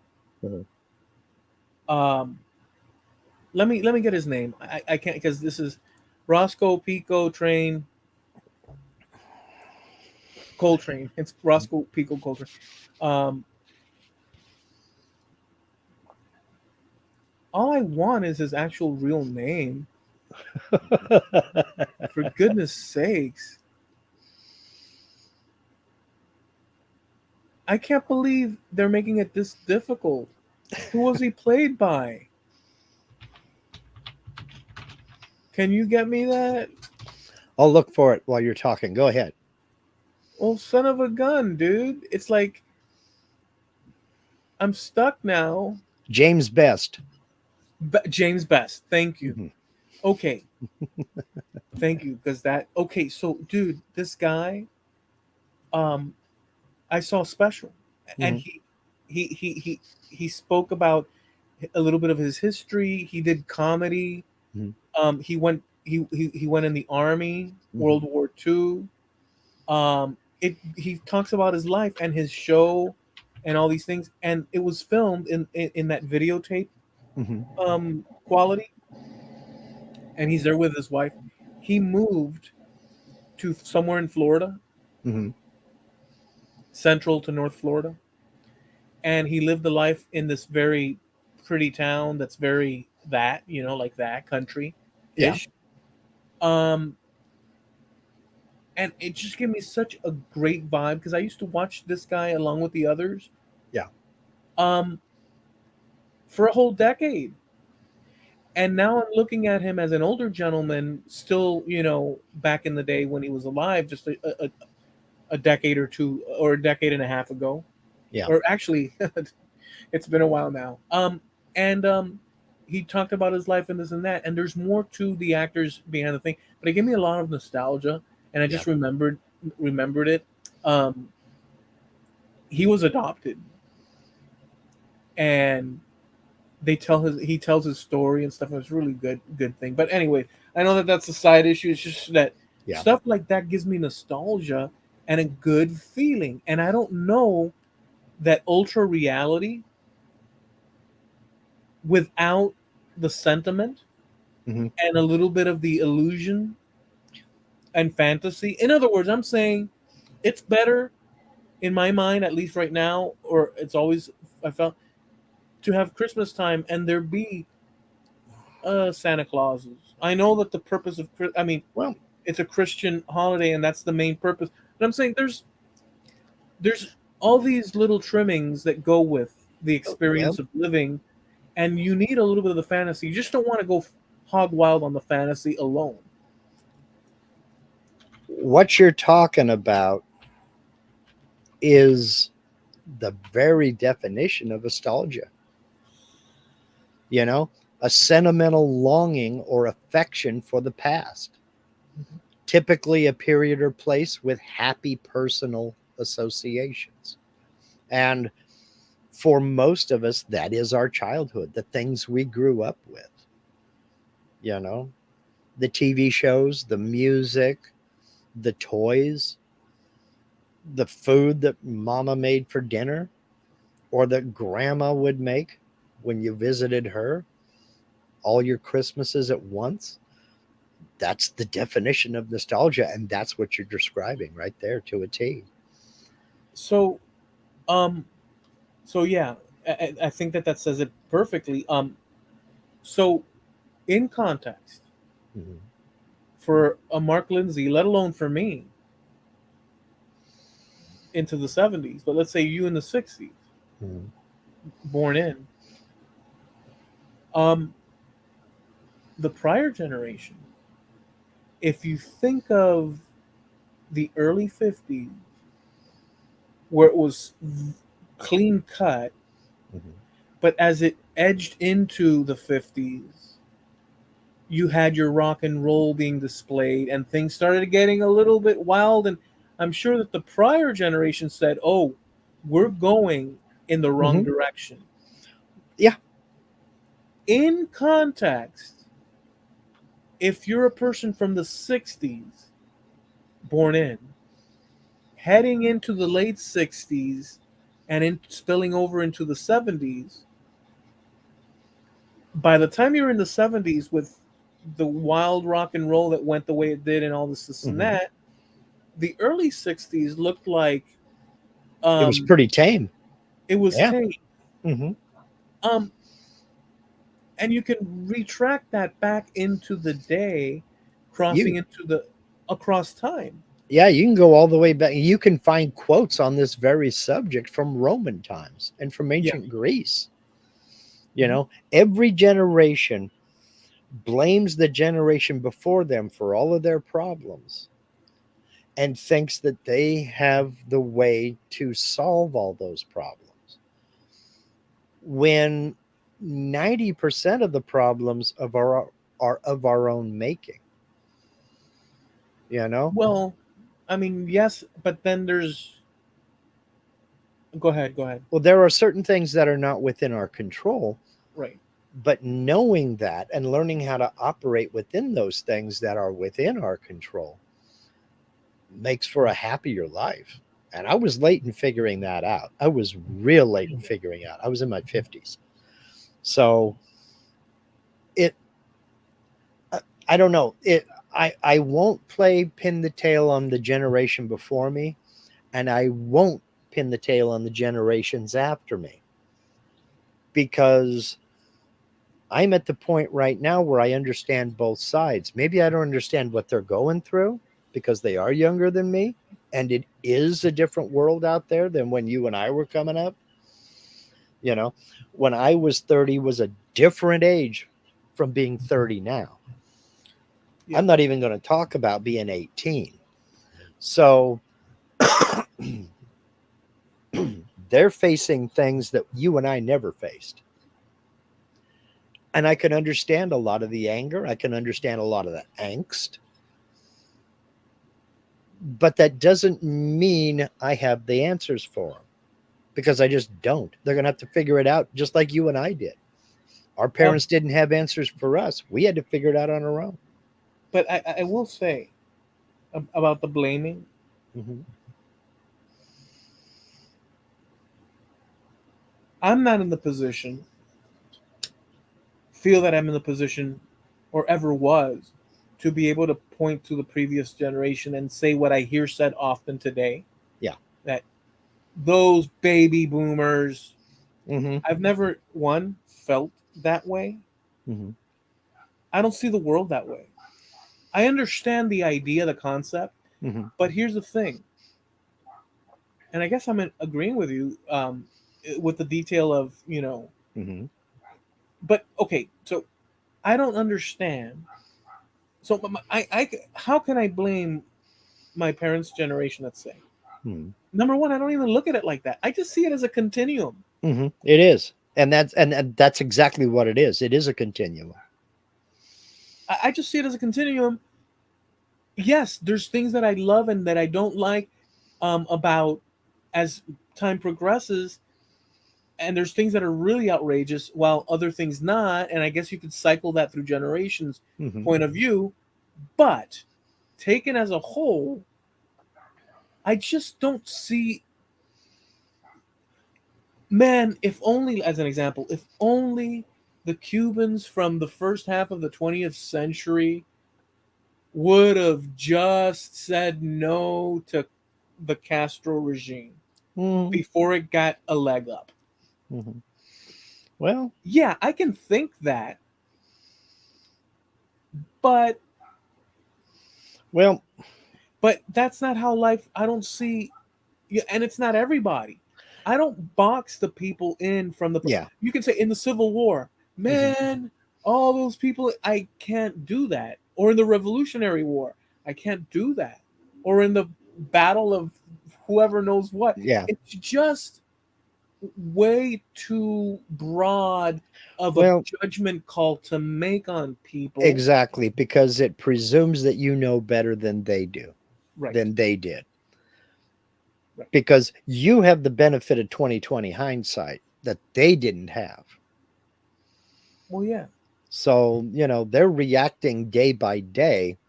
It's easy for us to go back and criticize, but in the end, what good does it do? Because nothing's going to change.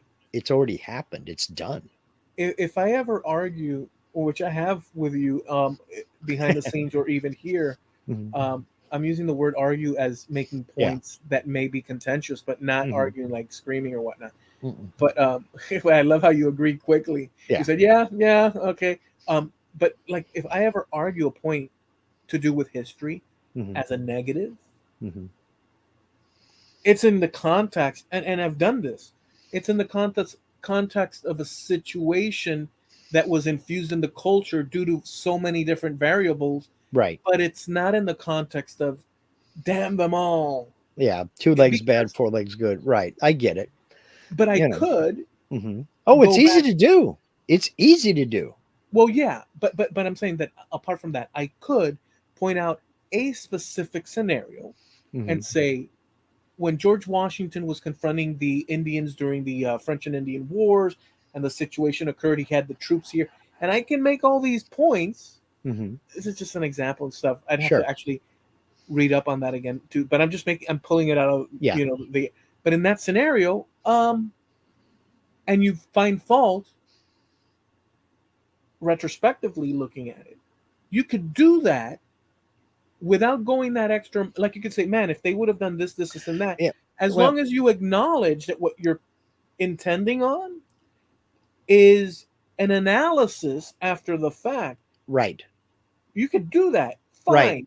Fine. You could do that. Learning, there's a difference in learning from history and using history as a crutch to blame all your problems on, Exactly. And you so know. and so that's the reason a lot of people do get hung up on that, especially Mhm. today, on a whole host of issues.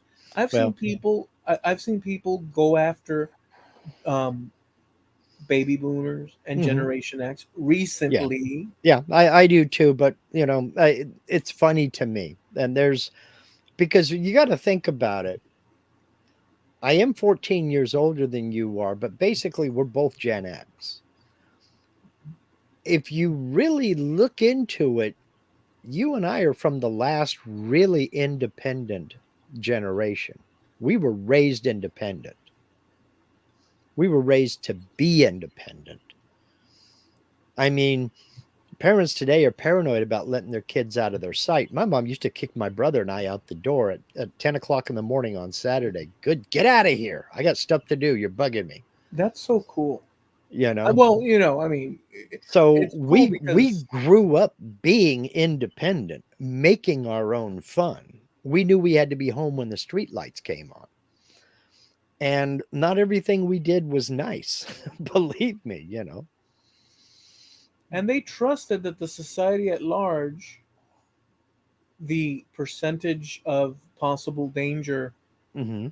is not to the degree where they have to second Well, guess allowing their kids out into the they streets. they knew where our friends lived, and they knew that we were going to be probably at one of those places or playing in the street somewhere or playing in our front yard because we had the biggest front yard in the block.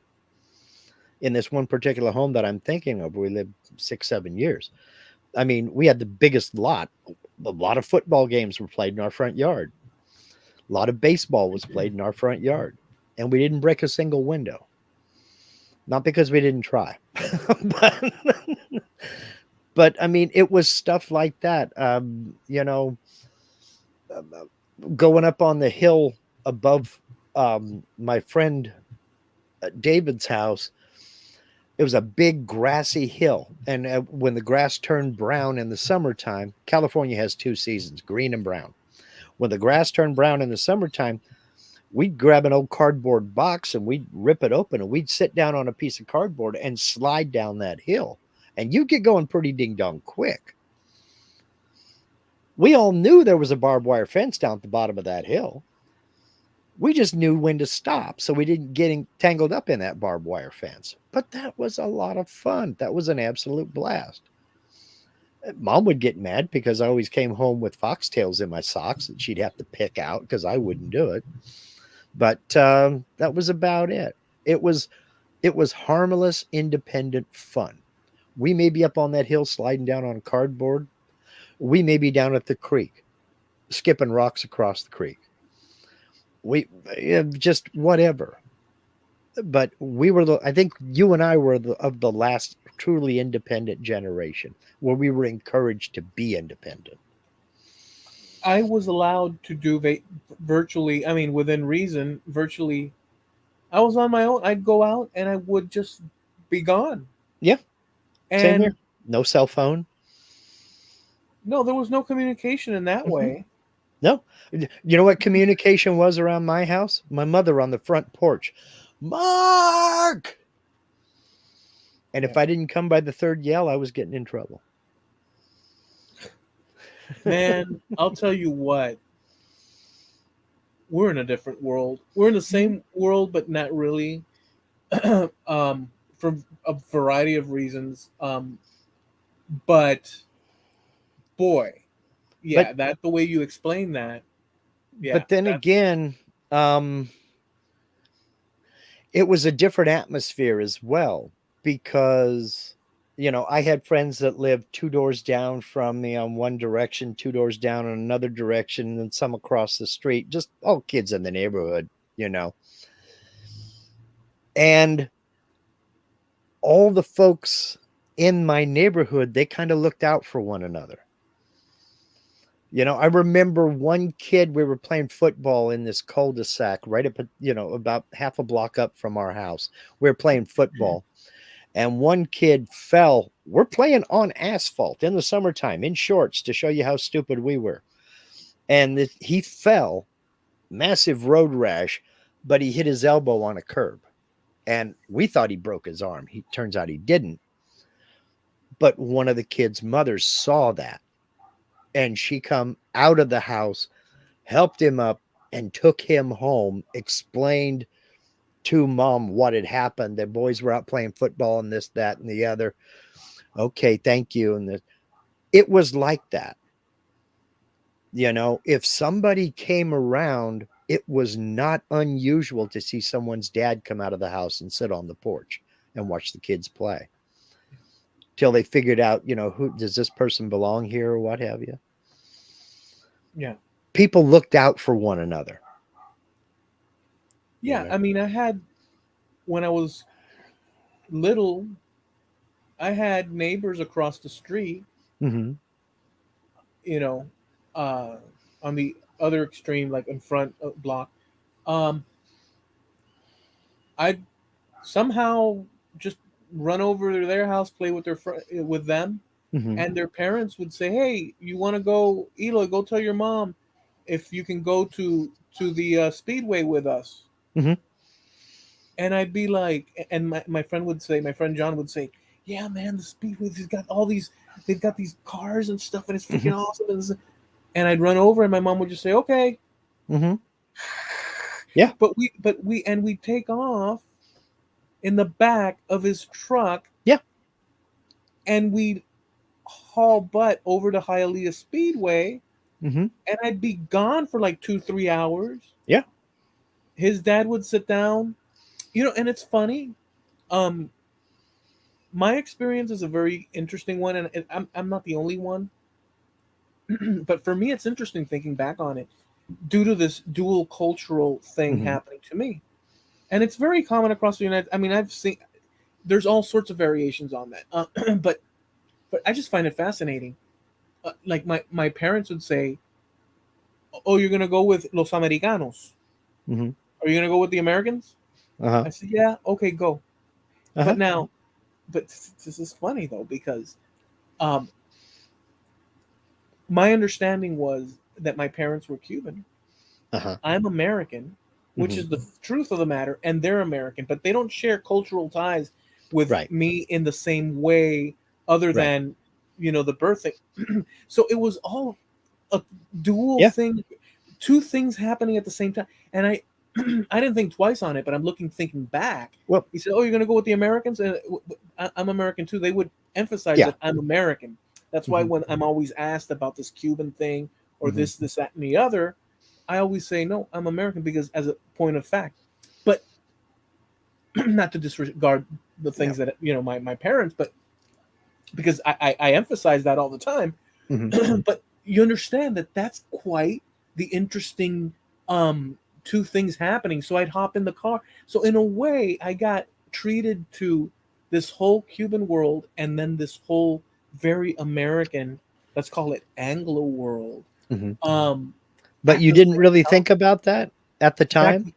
at all. I knew that they weren't like us Mm-hmm. because we spoke Spanish at home. Yeah. We ate different food. I'd Right. eat with them, Uh-huh. and that's where the bulk of my Yeah. hamburgers and such and this and that would come into or Kentucky Fried Chicken or whatever the case was. Yeah. So that's how I did, It well, it's interesting to say that, to hear you say that, because I told you about my friend growing up, Vincent, him and his brothers and sisters, yeah. um, they were Mexican, Hmm. and I would go to church with them, and to me that was an adventure. I'm going to a Yeah. Catholic church. That was I had a ball. I thought it was great. I Yeah. was also 8 years old, but what the heck? It Um, was different. yes. And mama loved whenever I went to church because the kids wanted to go to church. They didn't argue. They wanted to show off their church to their friend. They didn't know, oh, I don't want to go to church. They wanted to go to church. So she loved me for that. But invited me to come home for lunch and all that other good stuff. Um, it was a big thing there in the San Francisco Bay Area during this time. We're looking at 69, 70, 71, something like that, to go down to San Jose, where they advertised it as the world's largest permanent flea market. And it was open on Saturday and Sunday. And I would, 4 or 5 times I went with them down to the flea market. Dad give me $10. That's to last you the whole day. Don't bring home anything big. Okay, fine. It all went to candy and soda pop and maybe a cheeseburger, things like that.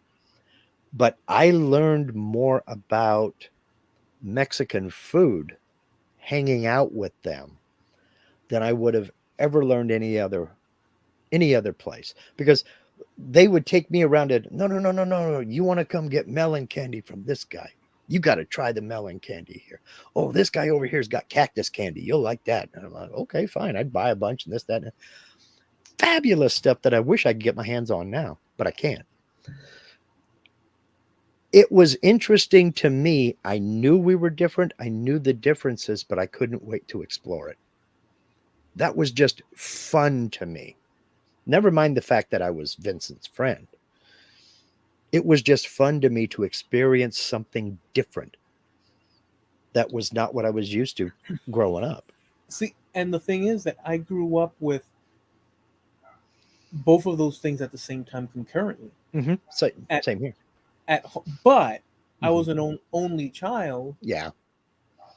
My friends were the equivalent of having a brother sister around and whatnot. Yeah. I go so at the same time I'm having all these experiences. Mm-hmm. Um, I mean, my father loved hamburger, especially the Whopper. Mm-hmm. Um, he really did. But this is not something that happened in Cuba. Yeah. Um, uh, necessarily, they had their version of a hamburger, Mm-hmm. but it has different spices. Very good. Mm-hmm. I still prefer just the American style to the state, but they have a good one too. Mm-hmm. Um, but in fact, my father would usually say, "You know why the Americans are so tall?" He'd say, "You know why they're so tall?" And I said, "Why?" Because since they were kids, they've been eating hamburgers. And there may be something to that, because if you go back and you look through history, it's when we started eating more meats, more beef specifically. I mean, you look back at Napoleon's time, they say, oh, Napoleon, he was a little bitty short guy. Actually, he was about a half inch above average. Average was 5'6" back during that time. He was 5'7", my size. today, Mm-hmm. the further north you go in Europe, Mm-hmm. supposedly, take this with a grain of salt, but I have read it, and I haven't read it in dinky sites. I've read it in the genetics side of things. Yeah. Um, that for a long while, certain groups passed along tall Mm-hmm. genes, um, and that stuff continued on. And today, up north in Europe, those are the tallest people by a lot. The tallest by nation In Europe, is I'm saying. is it yeah by nation, the tallest average in the world is the Netherlands. Six Yeah, foot tall is the average male in the yeah, Netherlands. but that's very tall. It's 5'9" here in the US. So, The average is 5'9". so the further south you go in Europe, Mm-hmm. people are a bit shorter Mm-hmm. on average. Mm-hmm. People mistake the on average thing. Mm-hmm. Um, I'm not saying you or our audience, but they do Sure. out there Mm-hmm. where on average they think that it's a given and that's what it is, and that's not how it works. Yeah. But just the same, my dad would say that, hey, it you know Mm-hmm. what it is? It's the hamburgers, and Hey, it worked for him. and well, yeah. So it's like, but so growing up, there was all these things that Mhm. were running concurrently. So it's a very special. Looking back at it, for me, it's a very special. Uh-huh. Um, and I guess it would be because it's my growing up, It's right? it's your it's your childhood, absolutely. And my childhood is special to me. And you and I will sometimes have the little banter. 80s is best. 70s is best. 80s was best. But that's, I mean, everybody's going to do that. The best decade is the one you grew up in. I don't care who you are. Yeah, I could make some good arguments for mine, and you could make some good arguments for yours, Yeah, and we both be right in our respective we ways sure here and would. there. We sure would. Now, Um, I want to make a comment on something that Jim said here. And I've been kind of wanting to for a bit here. He says, I saw a report saying that risky play is needed for children so they grow up well adjusted. He said, actually, I just looked it up and it was the Canadian Pediatric Society. They said that risky play is needed for children so they grow up well adjusted. What do you think of that? Do you agree with that statement? you have to define what risky play means, Well, I can because remember in grade school playing dodgeball.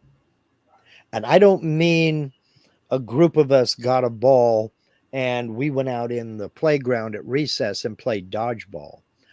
I mean, all of sixth grade were in the cafeteria 2 hours after lunch playing dodgeball. They'd yeah, split us down the middle and teams and or crab soccer or something like that. I mean, and dodgeball, the whole point of the game is to hit you as hard as they could with this big red rubber ball, and you're out, you know. if you mean that, which is release of energy, hmm um, of course, Well, you got, oh, here he goes. Risky play is defined by thrilling and exciting forms of free play that involve uncertainty of outcome and the possibility of physical injury. Sounds like dodgeball to me. we used to play dodgeball too. Well, hmm actually, talking about risky. What was it that he said? Risky play. Risky play. On the way back from the bus, hmm I sat in one of those seats that face one of the sides of the bus, and there's hmm other seats in front. And there was this wonderful looking little button, probably Nicaraguan, just a wonderful button. And I just looked once and avoided because we're not hmm animals here. But I was like, wow, that's pretty freaking nice. hmm And then I looked up and they had these banners, and it hmm said syphilis can be deadly. And I looked at and I looked up and I was like, what the hell? And she sat down underneath that banner. And she was right there, and I'm like, and it's like what is this thing doing in the bus? I mean, dude, is this a syphilis infested? I mean, what's going on here? This is something you'd see in the 60s or Um, even earlier, but here in 2024, a sign that says, I found it ironically funny, and I wanted to put it in. well, that would be considered risky play, I guess. Yeah. Um, Jim is given examples here: climbing trees, sword play with sticks, exploring, sledding, biking. Yeah, I mean, basically all the stuff you and I did growing up, Well, playing near fire or water. Yeah. in today's world, the playing with swords and sticks should hmm be brought to a minimum. Everything else, have fun. hmm No, I mean, my brother and I don't even remember where I found it. I found it at my grandfather's house, but I don't remember if it was in one of his sheds or if it was in the garage. You know, the foam pipe insulation that has a slot in it so you could put that foam around a PVC pipe, then wrap it up Hmm. with tape to keep it on. Hmm. I found a big chunk of that and I cut two pieces and unscrewed the handles from 2 push brooms and slipped them over that and then wrapped them up with duct tape. My brother and I would play sword fights with those things for probably, oh God, 8 years. At least 8 years. They were at grandma and grandpa's in one corner of the garage. My grandma, what are you doing? Oh, I've got the broom handle over. And we'd come back up the next summer, and the handle still had the insulation taped to it, but it was back on the broom. We'd take them off and we'd out in the backyard, So you had your grandparents brooming with sweeping with all that foam Oh attached no, to it. they were. That's a comfortable handle. Yeah, that's all right. I ain't getting blisters on They're it. so inventive. You have an Yeah, alternate. we were out there beating the hell out of each other. That's a great one, dude. But That really I is a mean, great one. just stuff like that. You made your own fun. You ever build a ramp and jump your bike off of it? Of course. I mean, every other day, right? We made Well, a not ramp. every other day, but we did it. We made a ramp so big the cops come and knocked on my dad's door because it was right in front of our house and he saw all the bikes. He come and knocked on the door and he says, "Come here, I want to show you something." And dad walked out like, what did they do now? And the cop pointed to the ramp and he says, somebody's gonna have to go, somebody's gonna get hurt. They got to take that down. He says, jumping off a curb, that's one thing, but hell no. So that you just said, Mm, understandable. But mhm, let's add. I'm adding this to the mix. That's way different, reasonable, and nice because there's a community thing. mhm. But this occasional thing we've seen in the past few years where cops take down a unlicensed Kool-Aid stand, Yeah. I find it like I understand the potential for because it's Well, a legalistic society, so like you didn't stop yeah. it because you saw it and now you're culpable, so they're gonna sue you as Right. well. I can And see all those. Go ahead, go ahead. and that's what it's become.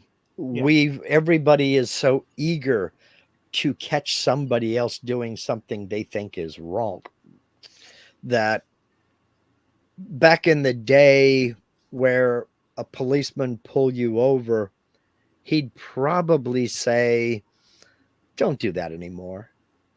But now, because there's a body cam on him and there's a dash cam in the car, he's got to write a citation because if he doesn't, he's going to get in trouble.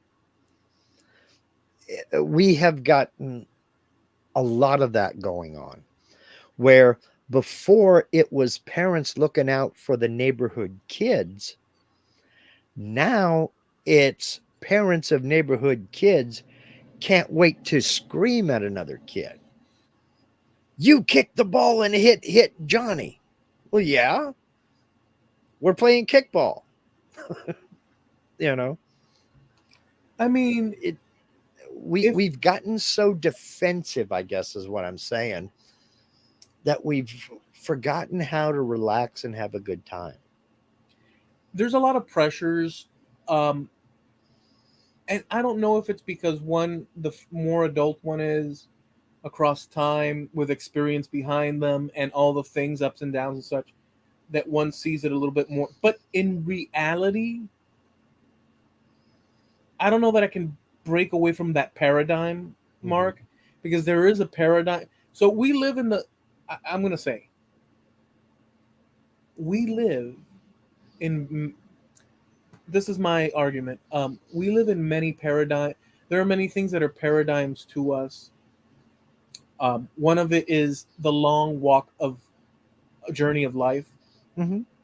Within that paradigm, we're always turning our head around, like we've talked about, and we can see the past. Mhm. The further along, the more past we have with more reference points. Mhm. So our point of reference is broader, and also our jaded Mhm. capacity is broader, and our consciousness can be broader, and all Mhm. these other things factors change. So we're stuck in a paradigm from viewing it from where we're at with all the knowledge acquired and Sure. experience and whatever you want to say. And that is part of the reality of how we perceive, but we can't escape it either. We can try to rocket ship out of that mind frame, state of mind, Hmm. but we we can't really see. We can't unlearn what we've learned, Right. and so we can't see it from the vantage point of you as a 6-year-old kid, 8-year-old kid, 10-year-old kid, without dragging your current you with you. Right. And so it muddies a little bit the understanding of what you would have known or understood or how you would have seen Hmm. at that time. So, due to all that and all the multiple paradigms that exist Hmm. in this world that we perceive, um, uh, we're really along for the ride. Yeah, and no doubt, absolutely no doubt. Um, and that's not to say that kids don't get a chance for what the what is it, the Canadian Pediatric Society. It's not that kids don't get that as much as they used to. They just switched to different things. I still see kids at the skate park. We never had a skate park. We made our own skate park. I still see kids on skateboards all over the place, down at the skate park in the bowls, and then, up on the poles and everything, and riding the rim and doing all that other fun stuff. So it's still out there. I just don't think it's as popular as it used to be.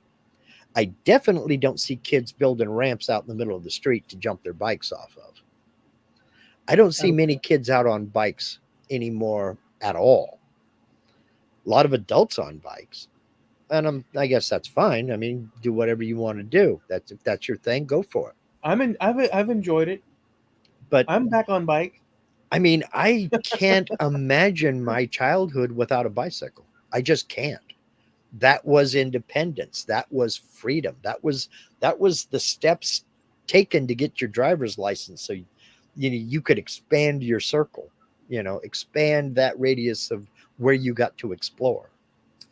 I like the idea of simplification as a so there's a lot of things.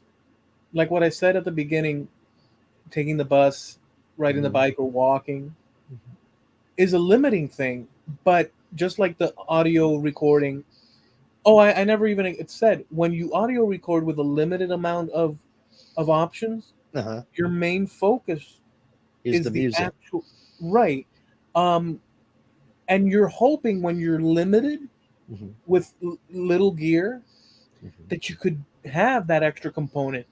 Yeah. But since you don't have it, you're just going to go ahead and do what you do. And that kind of stuff um, is just as valid, maybe in many cases more so than having all the extra doohickeys, because Yeah. you overthink or you double, Overcorrect. yeah, you start to double think what you should or shouldn't do, and it creates more. So And maybe you don't try as hard because there's pitch correction and auto tune. You can fix it. As Jim said, you can yeah, fix it in the mix. or you can fix So it in the mix. Yeah, maybe you just don't try as hard to get that one good take. right. So when I drive, Hmm. which has been a continuum for Sure. decades and Hmm. decades, um, the surrounding areas, I'm just looking for the destination, Hmm. which is wherever I'm going, be it, I don't know, Harbor Freight or the Hmm. mall or Yeah. um, here, there, or wherever. Um, but when you have to walk, you see the flowers, you see the people stopping at one store, you Hmm. see the cars that you have to wait for as they pass, you feel the breeze, Yeah. you feel the heat, you have to wait and you're having a moment while you're waiting. And so even though you're being limited, and obviously I didn't do this on purpose, it's just that my car got Yeah. got screwed up, but I find the value in doing so, and I'm kind of freaking liking it. And lastly, that's only because I'm where I'm at, Hmm. where I have all access to like Right. buses, such, and this because it's everywhere around me. Yeah. If you were my next door neighbor, you'd have had that car fixed weeks ago. It's been a week and 2 weeks, Okay. Yeah. You'd have had it fixed in 3 days, dude. I've 4 days held out. max. I've held out. I gotta get out and do that. But I've enjoyed it, and I like the walk. Notwithstanding that, I love walking around my town Hmm. at night with Vigo. Yeah. See, I can't imagine that anymore. I really can't. But it's my age and my physical limitations and Linda's physical limitations. We're Yeah, very much homebodies anymore. We haven't been camping in years. We haven't been fishing this year yet. We will. We just haven't yet. So we're very much homebodies because we both have big hobbies that require us to be here. You know. yeah. I mean, it's a useful. So look, I'll just say, all the time you've known me, Mhm. and you guys out there, because it's roughly the same time period, going on 5 years now, if not more. Yeah. I don't know This what that is time is. this is number 286. Yeah, but well, in any event, since 2018 or 19, Hmm. whatever that Um, number is, 2017 or 18. 2017 or Hmm. 18. That's when you That's and I met anyway. That was back when we had the hangouts. that's a lifetime ago if you think about it, Yeah. in a sense, right? Hmm. Yeah. Well, Mark, it's insane. Linda just reminded me the last time we went camping was when we still lived in Nevada, and that was almost 12 years ago. So it's been that long. Still got all of our stuff. So I mean, just think about that. I mean, and it's not like a decade, whereas a decade before was like wow. Hmm. Now it's like, what wasn't it just 2000? Yeah. Yeah. Because it literally was just 2000.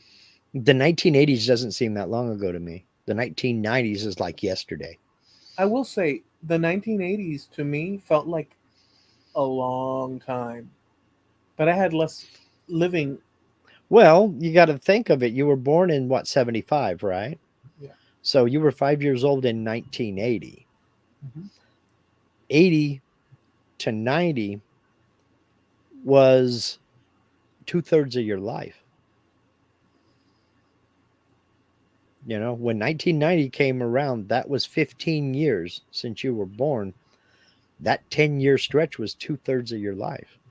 Yeah, I was entering high school. Hmm. Um, there was still more to go, obviously. But for some reason, the 90s to me felt like a decline in a certain sense, um, which culminate or which ended with my mother passing. Um, but the 80s were special for me because there was innocence, there was care taken, it was all the good stuff. Hmm. But um, what was the prior topic that we were saying that there was something we were talking About about that I risky wanted to make? play, things like that, or What was that? risky play. No, just now because I was heading in a direction. Oh, talking about how fast time passes, how 1980s seems like yesterday. And Yeah, and it had to do something that. Oh, now I remember. Damn, dude, I had. You know how many little brain gremlins had well, to make connections. squeeze them suckers while they're still there.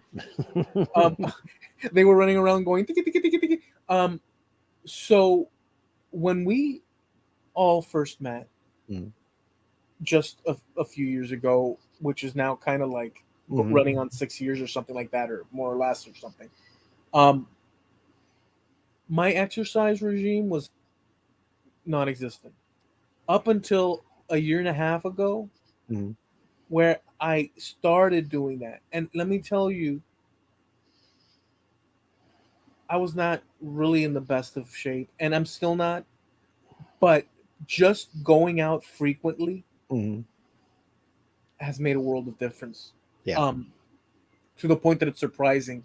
My weight fluctuates. I'm still at the I'm not even gonna say out. Well, it doesn't matter. I'm at 190. Mhm. Sometimes it pushes up a Yeah. pound and stuff, but I'm wanting to get that down to 180, or a little bit less. That's a 10-pound thing, so that requires extra effort. But Mhm. just doing what I've been doing has helped me. Even just walking, I couldn't walk when I started. I couldn't walk long, Yeah. a few blocks, and I was like, oh, oh, it's like this is not right. Yeah. Um, so it's been beneficial. It's been useful. And so this car thing, it's just an extension of that. So I see it as a positive, even though it's really obviously there's certain things I'm not going to be able to do.